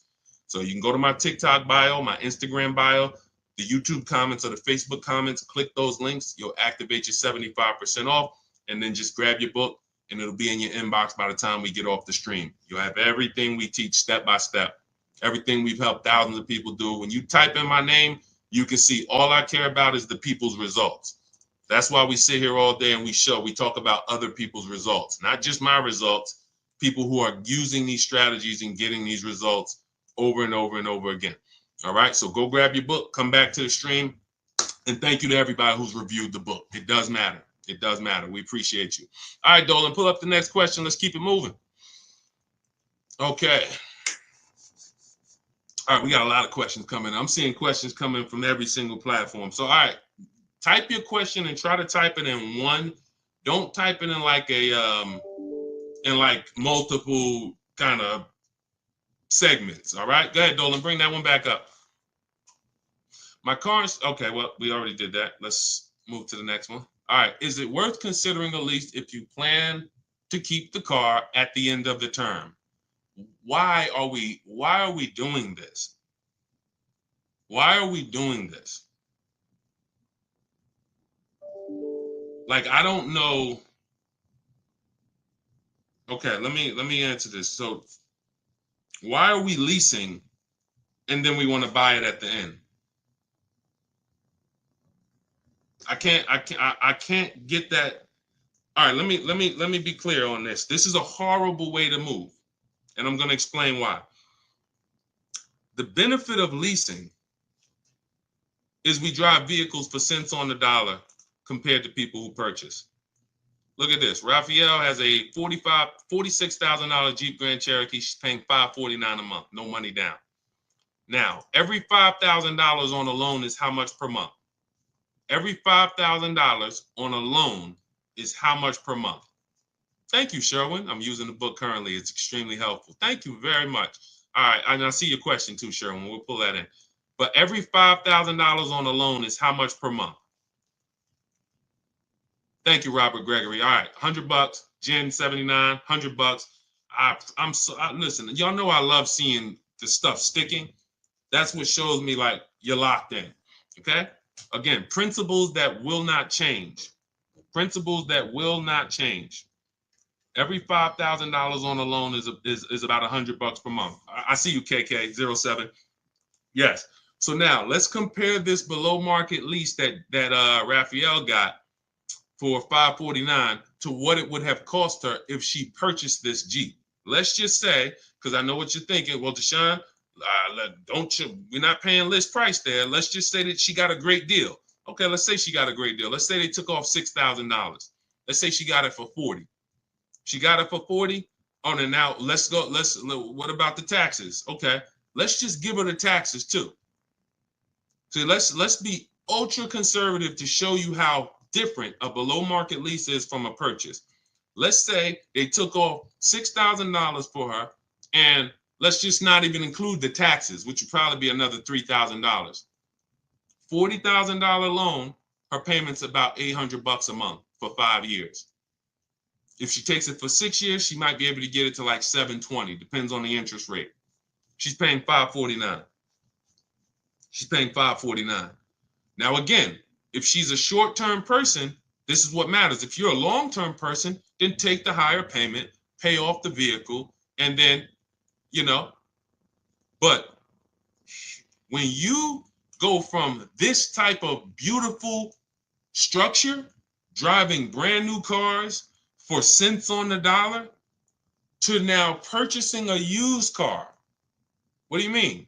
I thought we were talking about buying the lease out.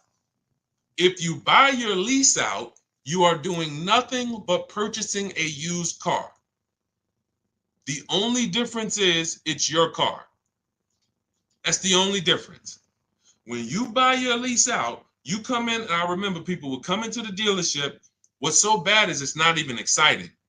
So they go in, they do the paperwork, they come out because you got to get a new loan, or if you're going to pay cash, and then you come out and we need a new temp tag, and I'm putting the temp tag on the car, and I'm like, hey, you just bought your car. They're like, I guess you don't even get the excitement of buying a used car. When you buy a used car, at least when you drive it off, you're like, oh, yeah, baby, it's new to me. You don't even get that when you buy your lease out. So now let's go deeper on why buying your lease is a horrible idea. Average lease is going to be 3 years. We do not take 4-year leases. Why? You're paying too much for a vehicle you're giving back. Add up the payments. The value with leasing is when you add up those payments compared to what you bought, the MSRP, it should be low. Should be a low percentage of what I drove this much car for this much money. Great value. So when we take 4-year leases and there's 4 years of payments for a vehicle we're giving back, bad value. So now, average lease is 3 years. In order, when you buy your lease out, in order to get a payment that is somewhat close to what the original lease payment was, you're going to have to take another 5 or 6 year loan. Now you've already had it for 3. Now you're coming back and you're going to buy the balance for 5 years. Let's give it the minimum. How many years on the loan is that, people? How many years of payments on the exact same car is that? Thank you, Sharon. Thank you, Tanj. 8. Nope, Jim. It's 84. No, I'm wrong. It's 96 months. Jim says 72 months. No, it's not. 72 months would be 6 years. That's the max loan that we take. In my book, I have something called the rule of 72 and the 10th birthday, which means you should never take a loan longer than 72 months, and your car should be paid off by the 10th birthday if you want to avoid the risk of having an older car with a payment. Things can go wrong and you still have a payment. So we never take a loan. So 72 months, Jim, is 6 years. When you buy your lease, when you lease for 3 and then you buy it for 5 years, that's 96 months of payments, 8 years of payments on the exact same car. What smart person is taking 8-year loan? Anybody signing up for that? Any of you walking into a dealership saying, hey, give me the 96-month loan? Anybody? Is anyone going to walk into a car dealership at any point and say, hey, all right, show me what it looks like for 96 months? I'm seeing, look, we're on 4 platforms. I was quiet on Instagram. Sharon said no. Anybody? Never, right? But we have tons of people. Look, Tan said, hell no. But we have tons of people who have leased their vehicle for 3 years and they go and buy it they buy the balance out with a 5-year loan. And there are some who take a 6-year loan. And I'm going to tell you why, because I remember when I was when I started teaching this for our books, my Infinity lease was ending. And I said, you know what? I want to look at, my payment was $390 on that last Infinity.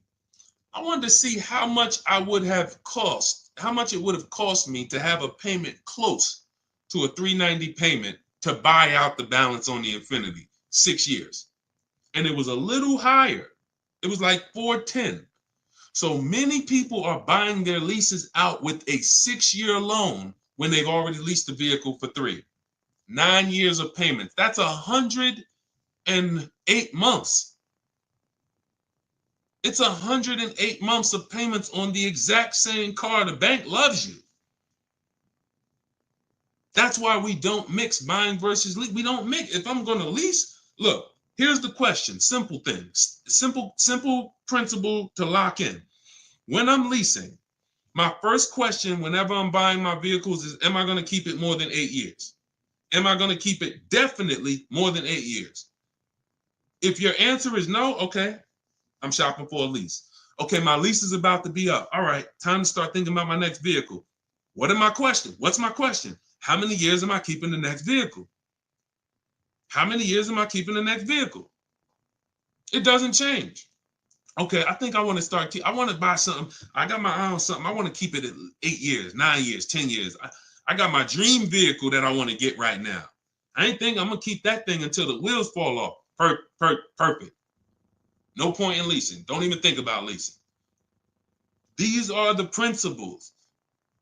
Because the depreciation, a person who's driving a below market lease, you cannot catch up with them if you purchase.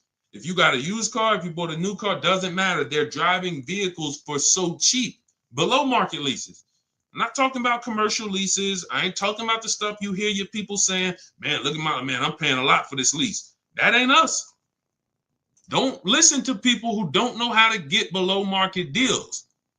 They're going to tell you, look at Teddy, $73,000 BMW, $829 a month. His final payment, that was his counter offer, $856 a month. He uses our system. One of the things I teach is we do this from home.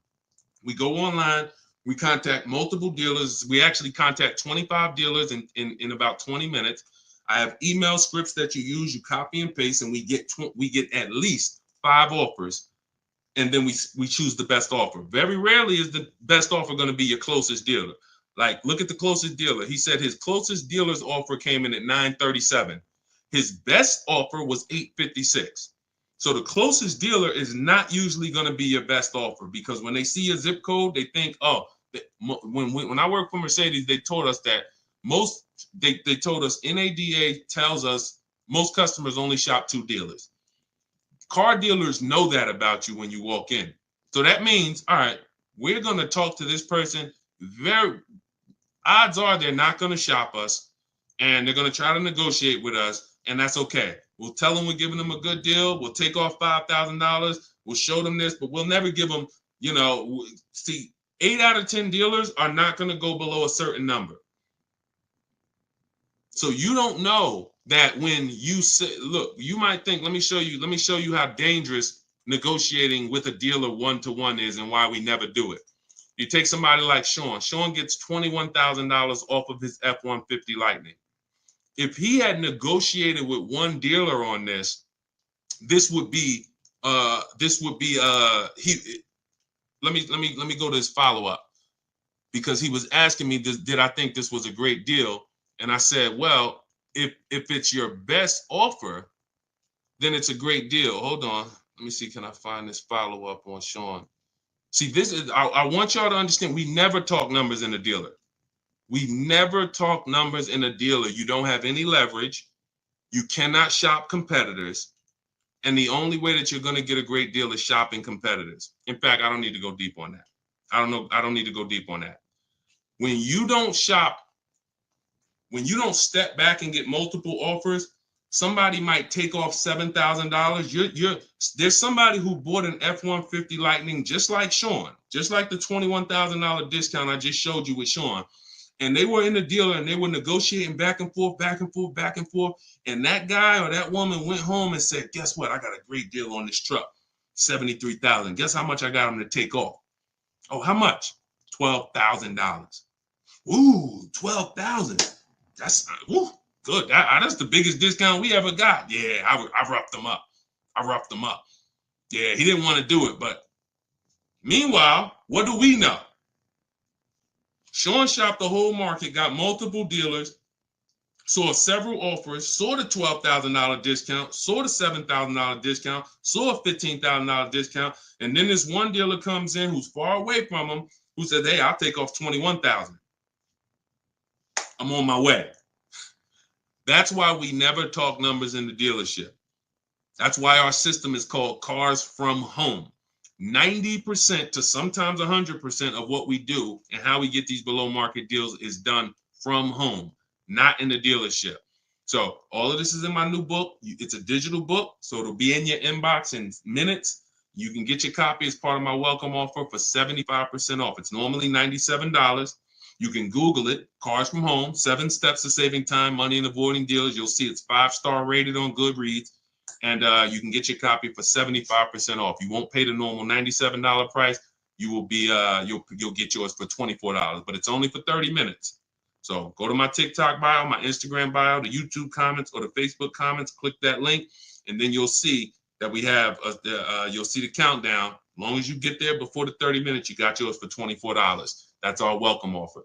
And make sure you screenshot the thank you page, because on that page is the link to open the book as soon as you purchase, but it also is my support team's email. In case you type your email address wrong, we can't send a book to an incorrect email. So if that book is not in your inbox in 10 minutes, just email my support team and we'll get you the book. All right, that's my welcome offer. Go get your book, come on back to the stream. All right, go ahead, Dolan. Let's keep it moving. I know we got some more. I see KK. I see we got a. Go ahead. That's a good question. New presidency, but we'll get to that. I drive 30,000 miles a year. Well, we already hit on that. I actually answered that already about high mileage leasing. We anybody who just jumped on and you drive a lot of miles, 18,000, 20,000, 25,000, 30,000.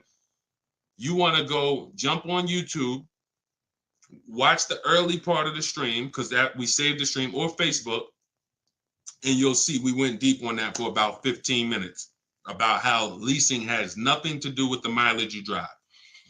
I gave you examples of high mileage leases, Jen with her 18,000 mile a year lease. And then I talked to you about when I learned about high mileage leasing, which is when in Hyundai and my client who came in with a 25,000 mile a year lease, and they were only paying $175 more per month than a great lease. So yeah, just go back and catch that. Go ahead, Dolan.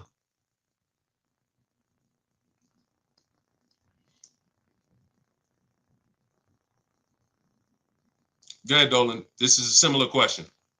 30,000 K lease with just a similar question. My daughter just crashed her car. Sorry to hear that. Credit is mediocre. Any tips? I go the least expensive car that I can get. When we don't have when we don't have the credit, one of the worst things we can do is to tie up money in a long-term deal where we take all right, let me put it like this. In my book, I have two strategies. See, let me explain why the first question never changes. First question is always, how many years are you going to keep the car? Because there's two types of people who don't have the credit and they're keeping their car long term, or people who don't have the credit and they're not long term, which means they should be leasing, but they don't qualify for a lease right now. So let's assume that you're the first type of person. You're going to keep the car 8 years or more, but the credit's not good. Your mission is to make sure you get a great car. You can use our strategies, new car, used car. We need to get a great quality car below market below market price. We don't want to go out there and overpay for the car, because this is what people who don't have good credit tend to do. You go out with desperate vibes, desperate energy, and you basically say, whoever can get me in a car, I'll sign up for it. Which is why I've seen people rave about, hey, go see Joe. Man, and one thing about people who don't have good credit, they will go and tell their friends, and any of their friends who may not have good credit, hey, go see my man Joe. He'll get you approved. Joe is making tons of money on you, because Joe is making, I remember these deals would make $8,000 to $10,000 minimum for the dealership. Between the price of the car they sold you for and between the loan, these deals were washing out at $8,000 to $10,000 minimum. Very, very profitable deals for the dealership. Why? Because the people they don't know there's other options. Whenever we buy a car, we always separate the purchase of our car from our loan. We don't mix these two things, because we need to get bids. Some of you who've been on our streams, you know everything we do is a bid. We need to be getting bids. When we're getting our loan, we have multiple banks and credit unions submitting offers to us, and we pick the best one, because there's a lot of money in loans. Why do you think banks are in the loan business? There's a lot of money in loans. They don't sell cars, they sell money. When we are purchasing a car, we are getting bids because all the dealers have different prices. So someone needs to win a bid. When you go into one dealer and just work with them, you've given yourself no opportunity to see the market and get bids, get offers, multiple offers. And when we sell our car, we get bids. We only sell our cars to companies where we could get multiple cash offers. Driveway, Vroom's out of business. Carvana, CarMax. We have 6 companies in my book. This is step 2. So the point is, if we are a long-term person, our mission is to find the best car we can find, because we know we're going to pay more in interest. But interest can be fixed with a refinance when my credit's better.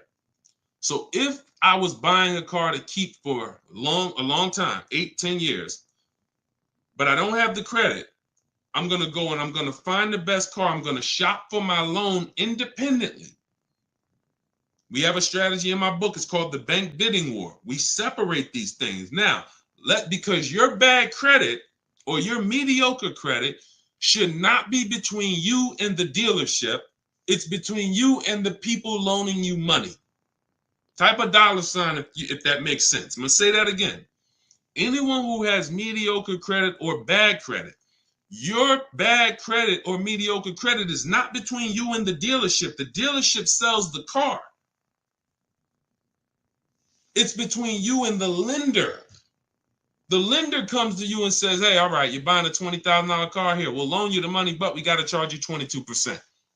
Cool. I got a great price on the car, though. I got a great price on that car, which makes it even better for the lender because they're going to see, okay, the loan to value rate. Yeah, you did get a great price on the car. Helps us just in case we need to repo the car. We like that you're not underwater. Versus walking into a dealer saying, hey, you know what? My credit's not good. Can you get me approved? Now, not only are you going to pay 22%, but you're going to pay for the same car that you could have got on the market for 20. They're going to charge you 23 plus interest. So now they're burying you because you came in desperate. So my mission would be to find a great car, shop for my loan separately, and then realize, all right, if I'm paying 22%, all right, let me work on my credit. Great. Year from now, 18 months from now, I got good credit. Let me refinance this car loan. I'm keeping the car though. That's different than a person who's not going to keep the car. It's a short-term person.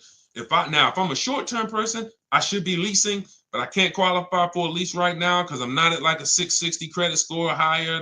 Let me just shop. All right, let me go and I'm gonna buy an inexpensive car, least expensive car I could get, $10,000, $12,000 quality car, and then I'm gonna flip out of that car in 2 years.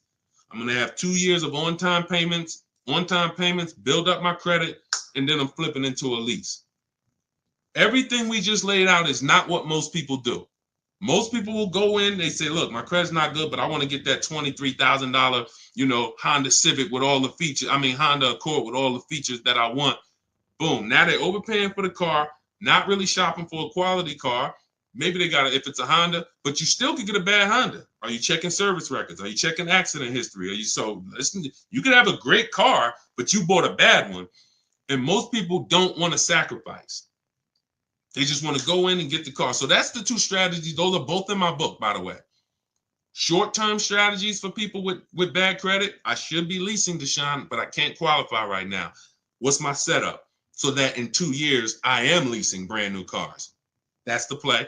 And then the long-term strategy for people who are buying, don't have the credit right now, is quality car.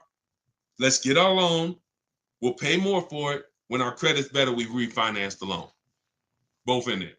So if you want to get your copy of Cars from Home, my new digital book, it's 5-star rated, you can go to my TikTok bio, my welcome offer, 75% off. You'll have everything I laid out step by step and more.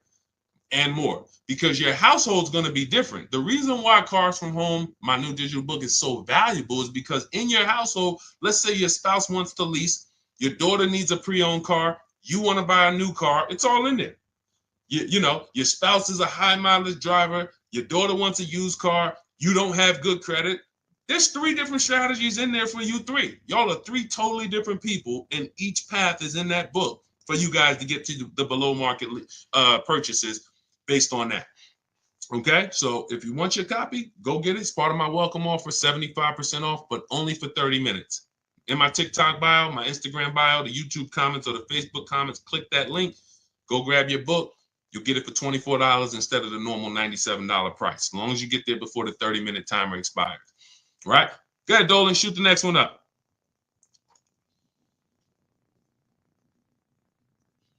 Who's getting value out of the stream? Type a $ in the comments. Type a $ if you're getting value out of what we do here. We hold ourselves accountable to not holding back. The reason why, we never hold back. It's all about, if you can remember all of this, I got tons of free videos that's been hitting the airwaves for 3 years. You want to try to maneuver through them all, piece stuff together, God bless you. You want to come on the stream, listen, try to piece it together, God bless you. Some of you like, yo, I ain't gonna remember all of this. Let me go get the blueprint. Let me make sure no matter what I can reference it. Okay, everything's in the blueprint. That's the purpose. We make sure you can get the information no matter how you want it. No matter how you want it. Some of you who like Deshaun, do you work with people? I see you showing a lot of people in your Facebook group. Yeah, we work with people all the time. I've worked with over 2,000 people since 2021. We have a video where we could, jump in a Facebook group where we do Zoom calls twice a month. Just go to my bio, go to the same links. You'll see, Dolan, can you post that link for the Shop with Deshaun in the comments for YouTube and Facebook? Those of you who want to know about us actually shopping together, that's fine too. Again, get in where you fit in. Whatever, I don't care how you get the information, use it so that you can keep this money in your family's bank account and out of these cars. These cars are sucking up people's money like relentlessly. How do you see the new presidency affecting car buying and rates? Whatever the market does, there's always three prices: above market value, below market value. We got deals. Let me show this deal that Bonita got during the pandemic, which has been historically, they say, the worst time to purchase a car. Now, I told people for years, if you didn't need to purchase, hold out, let this whole thing blow over, unless you had a vehicle to sell. Because if you have vehicles to sell that you could sell, cash out, because they were worth $7,000 to $10,000 to $12,000 more than they would be worth today. But for those who didn't, who you were just adding a vehicle, if you didn't have to do that, we didn't do it. But if you had to do it, we had people who needed cars. Come on in. Let's show you how to get below market deals, even when the market's high. Bonita gets her Kia Telluride, December 2022. This is still when people were paying $5,000 over sticker for Kia Tellurides. She stays at home. She uses our system. She gets multiple offers. She gets a $45,000 Kia Telluride, $600 a month. In fact, it's an S, might be 46, $600 a month. Now, I told you what my neighbor got it for this year, $479. We don't know if it's the same model, but let's just figure similar. So below market at that time, the below market leases on Kia Tellurides was $600, because there were people leasing them for $700, $800, $850. I wish I could find them. They're everywhere. Some of them are still in those leases. They can't wait for them to expire. They're still paying $800 a month for their Kia Tellurides. She got it for $600. So no matter what the market does, the key is knowing how to get below market deals. And how do we get below market deals? It's very simple. We need to get enough offers to see the market, and then we pick the best one. It's very simple. You can't get below market deals going into one dealer or two, because that's not the market. That's two dealerships. The market is within 100 miles, 75 miles. What is the market? Everyone who has this car I want, what's the best offer? Doesn't matter. And here's what I always say. People with no skills are going to pay above market value. People with negotiating skills are going to pay market value. People who make dealers bid and get multiple offers get below market value. Because there's no I could say to a negotiator, here's how I know. Negotiator comes out the dealership. Hey, yeah, man, I just got a great deal, man. I worked them over. I've been coming back for 2-3 months working them over. Okay, are you willing to bet $1,000 that I can't get a better deal than you? Nah, I don't know. I wouldn't take that bet. Why not? You've been working them over. Yeah, but I wouldn't take a better. Now, I probably can't. I'm not gonna get a better deal from you from them. But for that car that you just drove out here with, bet me $1,000 I can't find a better deal than that in this market from home. Nah, I'm not gonna take that bet. That's why negotiators don't get below market deals. There's no confidence that they actually got a below market deal because they haven't seen the market. They're going to one dealer, maybe two, they negotiate. There's no confidence. On the opposite end, you could have a person with no negotiating skills, which is what I love. The people with no negotiating skills, you're the people who we love, because you don't come in thinking you got the whole thing figured out. Negotiators, you got to come in unlearned, because they want to bring all this old stuff that they do into a new system. You can't put new wine in old wineskins. So you come in, blank canvas, somebody like Zafrina, stays at home, $65,000 Jeep Grand Cherokee electric vehicle, $579 a month. It's her best offer out of all the offers. She said, look, used all the scripts, email scripts, contacted the dealer, sealed the deal on this lease, $579 a month. That's a 0.88% lease. She didn't get that negotiating. That didn't come from negotiating. Look at Ansley. In fact, look at Rosalie. $60,000 QX60 Infinity 2024, $592 a month. I'm gonna leave that up for the people who will read it. $592 a month. Not from negotiating. She didn't get that going back and forth, sweating, sitting at home, letting the market come to her. So a presidency is not going to change anything. No matter what the market does, we're going to be getting below market lease deals, below market purchase deals, below market used car deals. It's not going to change. People with no strategies are going to just broadcast to you. There's no deals out here. When you hear that, don't believe it. Look, if you're in our world, all you'll do is just feel bad for them, man. Listen, man, you should check this book out. Get all these offers, man. You like call around. Even if you tell them, call around. Get at least 5 offers. Even if you can't get them to come over to our world, totally. Hey, call around, man. Call a couple dealers. Get at least 5 offers. Don't just go to this one-to-one thing. Oh, man, yeah, cars are expensive now. Anyone talking like that, they don't know how to shop. So what they want to do is broadcast that to you and have you be like, oh, there's no deals out here. Now you walk into a dealership and you just like, hey, yeah, man, you know, I know it's no deal. I think about we used to get deals back in the day, man. We would get big discounts off, and the car salesman sitting there like, yeah, it's crazy how the market's changed, right? Like we can't even, you know, these cars are now selling for, you know, there's no cars out here, right? You know, inventory is still limited. Is it? Yeah, man, it's, yeah, after the pandemic, you know, we had the pandemic with the chips, you know, we had the, you know, then we had the strike. You remember the auto worker strike? Yeah, that's right. Dang, man, it's like we just keep getting hit, like, oh, and then we just got to pay it, right? It just falls on us. Yeah, it's sad, but look, here's what I do. I'm going to talk to my manager, and we're going to make you the best possible deal we can. I guarantee you that. All right, man, you're going to have to work with me. Man, you sitting there with a shark.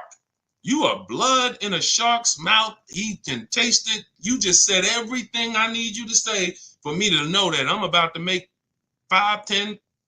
I might make a $1,200, $1,500 commission on you because I'm gonna make 10 grand for the dealership. These people are not your friends. And look, I'm the bad news first person. Look, I don't leave you there though. So I'm not the person who sits here and just goes bad news, but I gotta tell you that you shopping the way they have programmed you to shop is bad.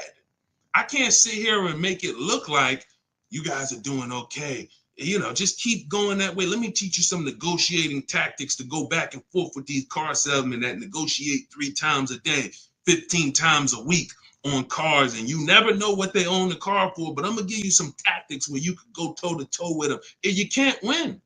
You don't know what they own the car for.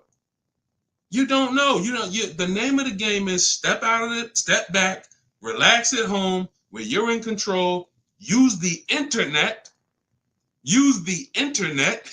a beautiful tool that allows us to shop for TVs, shop for groceries. We can shop for all of these things comparatively, right? Using the internet. We just use it for cars. That's it. Yes, exactly, Sherwin. That's why we need the 25-5. Exactly. How can you tell if you're getting a deal when you're looking for a vehicle that is being marked up? Multiple offers. It's very simple. We expose the dealers who are charging high prices. Let's go back to Teddy's deal. I would assume that on Teddy's BMW here, $73,000 BMW, he said his highest offer, he said, I received 10 offers. I only used the scripts provided. That's the email scripts. Closed on a 2024 BMW i4 M50. $856 a month. his highest offer during this process was $1,123. There's no doubt that that was a marked up offer. That dealer is going to sell that car to someone else. But when we shop, we're talking to people online by email, and we're getting their best offers. Some dealers' best offers are marked up. That's just what they do. They would rather not sell the car to us because they know someone's going to walk in tomorrow that I could sell this car to for $1,100 a month. No problem. It's just not going to be me, or it's not going to be one of us. But that's okay, because if they weren't selling it for $1,100 a month, they wouldn't have made that offer to Teddy when he gave them everything they needed to make him an offer. Here's our offer, Teddy. Take it or leave it. It's $1,100 a month. No problem. But I got another offer for $986, and his best offer ends up being $856 a month. So it's not about negotiating with dealers with markups. It's about exposing the dealers who don't have markups. It's about exposing the dealers who have markup. Okay, yep, I can see you just, yep. Hey, this one dealer said it's no rebates on the car. He didn't include the rebates in our offer. That's fine. Hey, this other offer over here, great. Oh, he says it's $5,000 in rebates that he gave me. What's the difference? One's a liar who wants to make a lot of money, and one's not. Now, if you were in that dealership negotiating back and forth with that liar, you can't win. You might think, oh, he took off $5,000, but he still has another $7,000 that he's not taking off no matter what. He'd rather you leave and say, hey, look, well, I'm not going below that. That's our best offer. That's not the market's best offer. That's just our best offer. He's not lying to you. But his competitor that's 45 miles away, oh, his best offer is $10,000 less. This is how different the market is. This is why the 25-5, Stephen, is Sherwin, is it's just the beautiful. Wait, we just got the live paused on Instagram. Oh, I think we hit the time on Instagram. Well, either way. So that is what that's the name of the game. You have to see for yourself. Again, all of these people we've talked about so far, the people who I've shown you, you can see a lot of people in my comments on some of my bigger Facebook social media videos. You'll see people who just post, because we get DMs all the time, we get emails all the time, all the time. Yeah, I just used this. Look, I haven't even read some of these because I don't really. These emails are a little harder to bring in, because I like to bring in the pictures when people show me. I like when people send me their pictures as well as the details of the deal. But we get these all the time. Look, for my new car, I'm at 1.34%. So I know, thank you, capital letters, I know I got a good deal. Look, using your strategies, I calculate that I did not get a good lease deal on the Pathfinder, which turned out to be 1.64, but that won't ever happen again. Awesome, Kamika. Oh, Kanika, sorry, that looked like an M. So she assessed using the 1.5% rule. She did her math for her old lease, and she's like, dang, I didn't get a good lease deal last time. Perfect. But she's like, it's never going to happen again. Now this new lease deal, for my new car, I'm at 1.34. So I know I got a good deal. Further proof that there's about $10,000 difference in the price of these vehicles. But I'm saying that I'm paying the same price monthly that I was paying on the lower trim with way less features.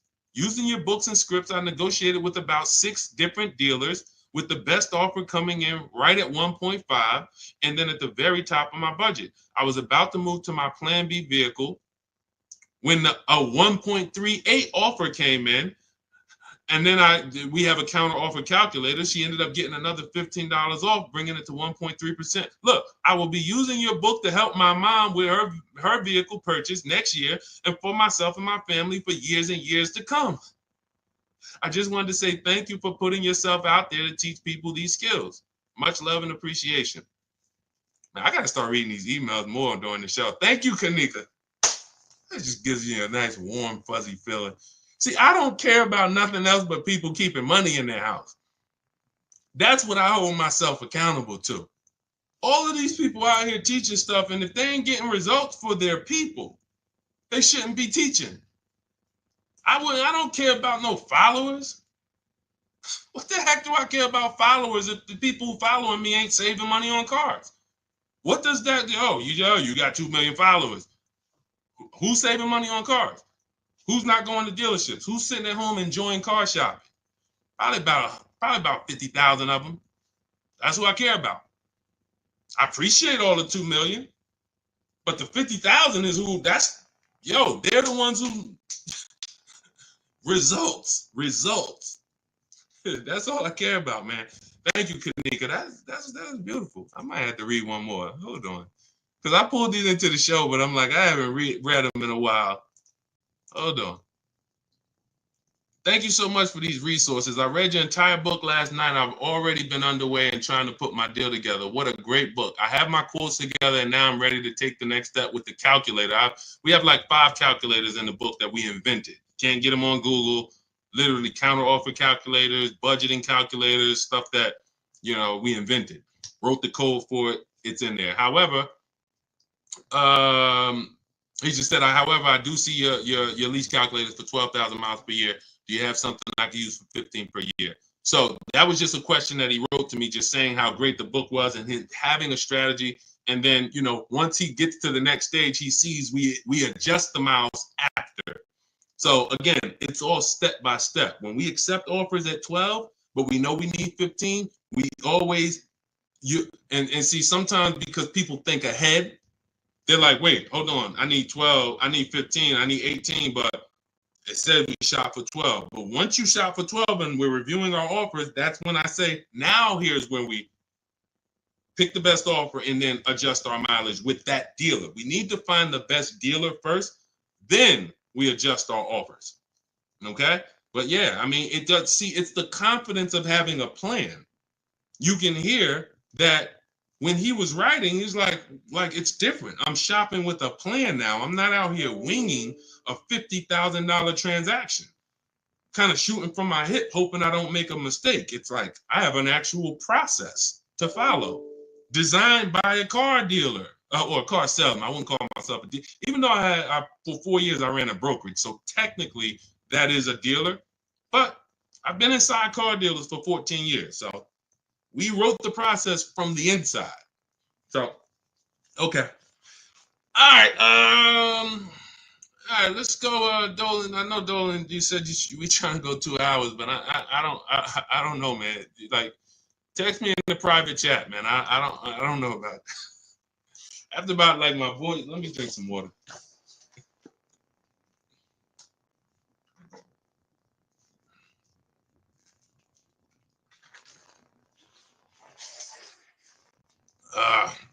If you lease, do you have to pay the taxes?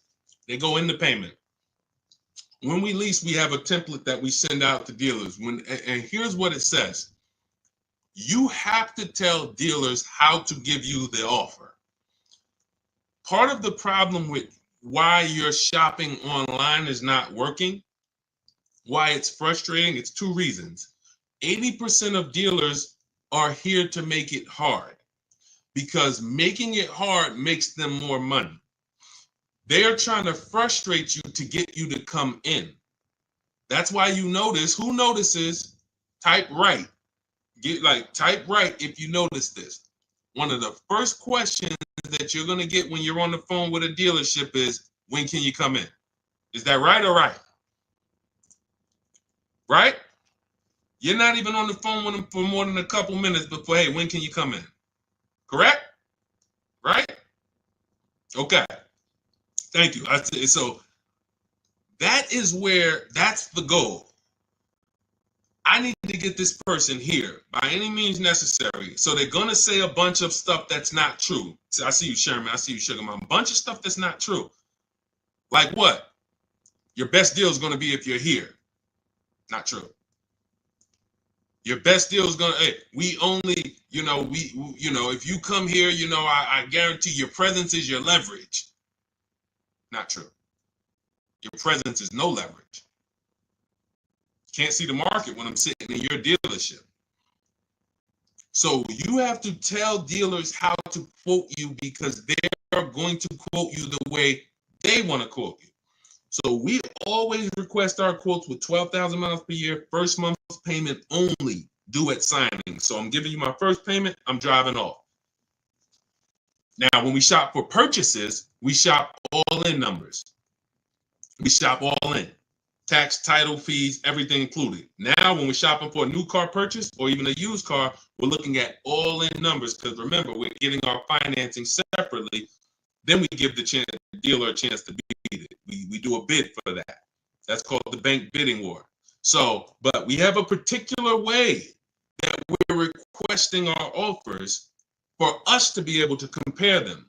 We don't let them, and even when we send out our templates, you're going to see some dealers, the 80%, don't listen, which is why we have to send stuff twice. Copy and paste is going to be your best friend when you're buying a new car, used car, using what we teach. Copying and pasting, copying and pasting. Now, we're requesting them to put the lease in the payment, but part of what we need for them to even give us an offer is they need to know what vehicles we're looking at, what are our options, what are we open to, colors, equipment, trim level. Do we have multiple options that we can consider with them? They need to know what we do for a living because they need to know if do you have any rebates? They need to know what memberships we're a part of, AAA or, Costco. We had somebody who got a Volvo last year. She said she got an extra $1,000 being a Costco member. That was a California deal. So all of this stuff matters. When a dealer is trying to give you their best offer, they need to know everything you qualify for. There's conquest rebates or loyalty rebates. What vehicles do you have in your household now? Do you have any competitive vehicles? That's why in our template, we fill all this stuff in, then we send it off. So when you're trying to shop online, you're wondering, why can't I get, the shopping online? I tried it, it's not working out because you don't know what to give the dealer. They need the zip code to factor in your taxes. This is stuff that you're thinking when they ask you this, you're like, wait, why are they asking me for this? They're trying to explain. No.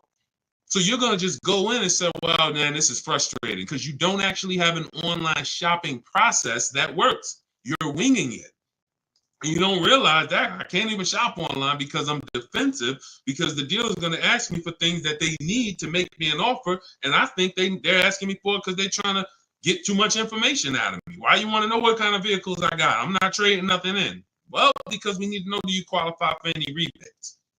That's why the templates that we have are so valuable, and that's why we save so much time, because we're just copy and paste, copy and paste, copy and paste, everything that's necessary for them to give us an offer. They have it.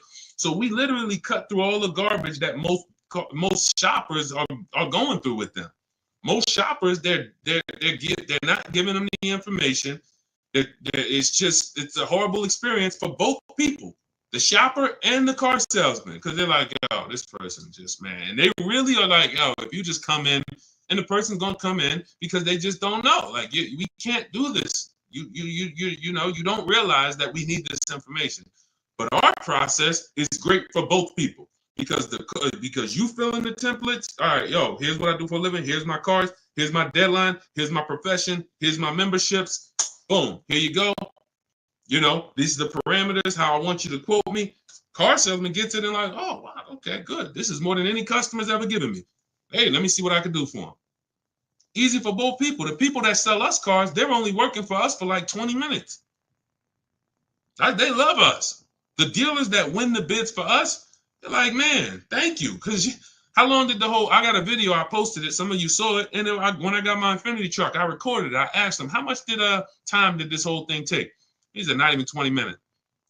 Once we took out the test drive, not even 20 minutes when I bought my pre-owned Infiniti.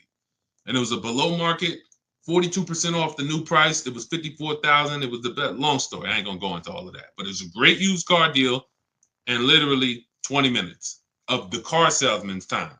Meanwhile, they got people in there 5 hours that ain't buying a car. Been there 5 hours, negotiating back and forth.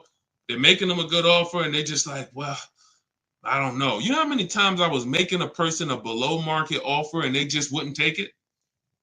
But I know why they wouldn't take it, because they didn't know it was a below market, or they didn't know.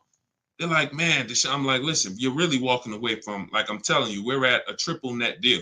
We're like $500 over triple net, which means no dealer can, like, we're really in the black. Forget invoice. You got sticker price, you got invoice price, you got holdback, then you got the tissue, then you got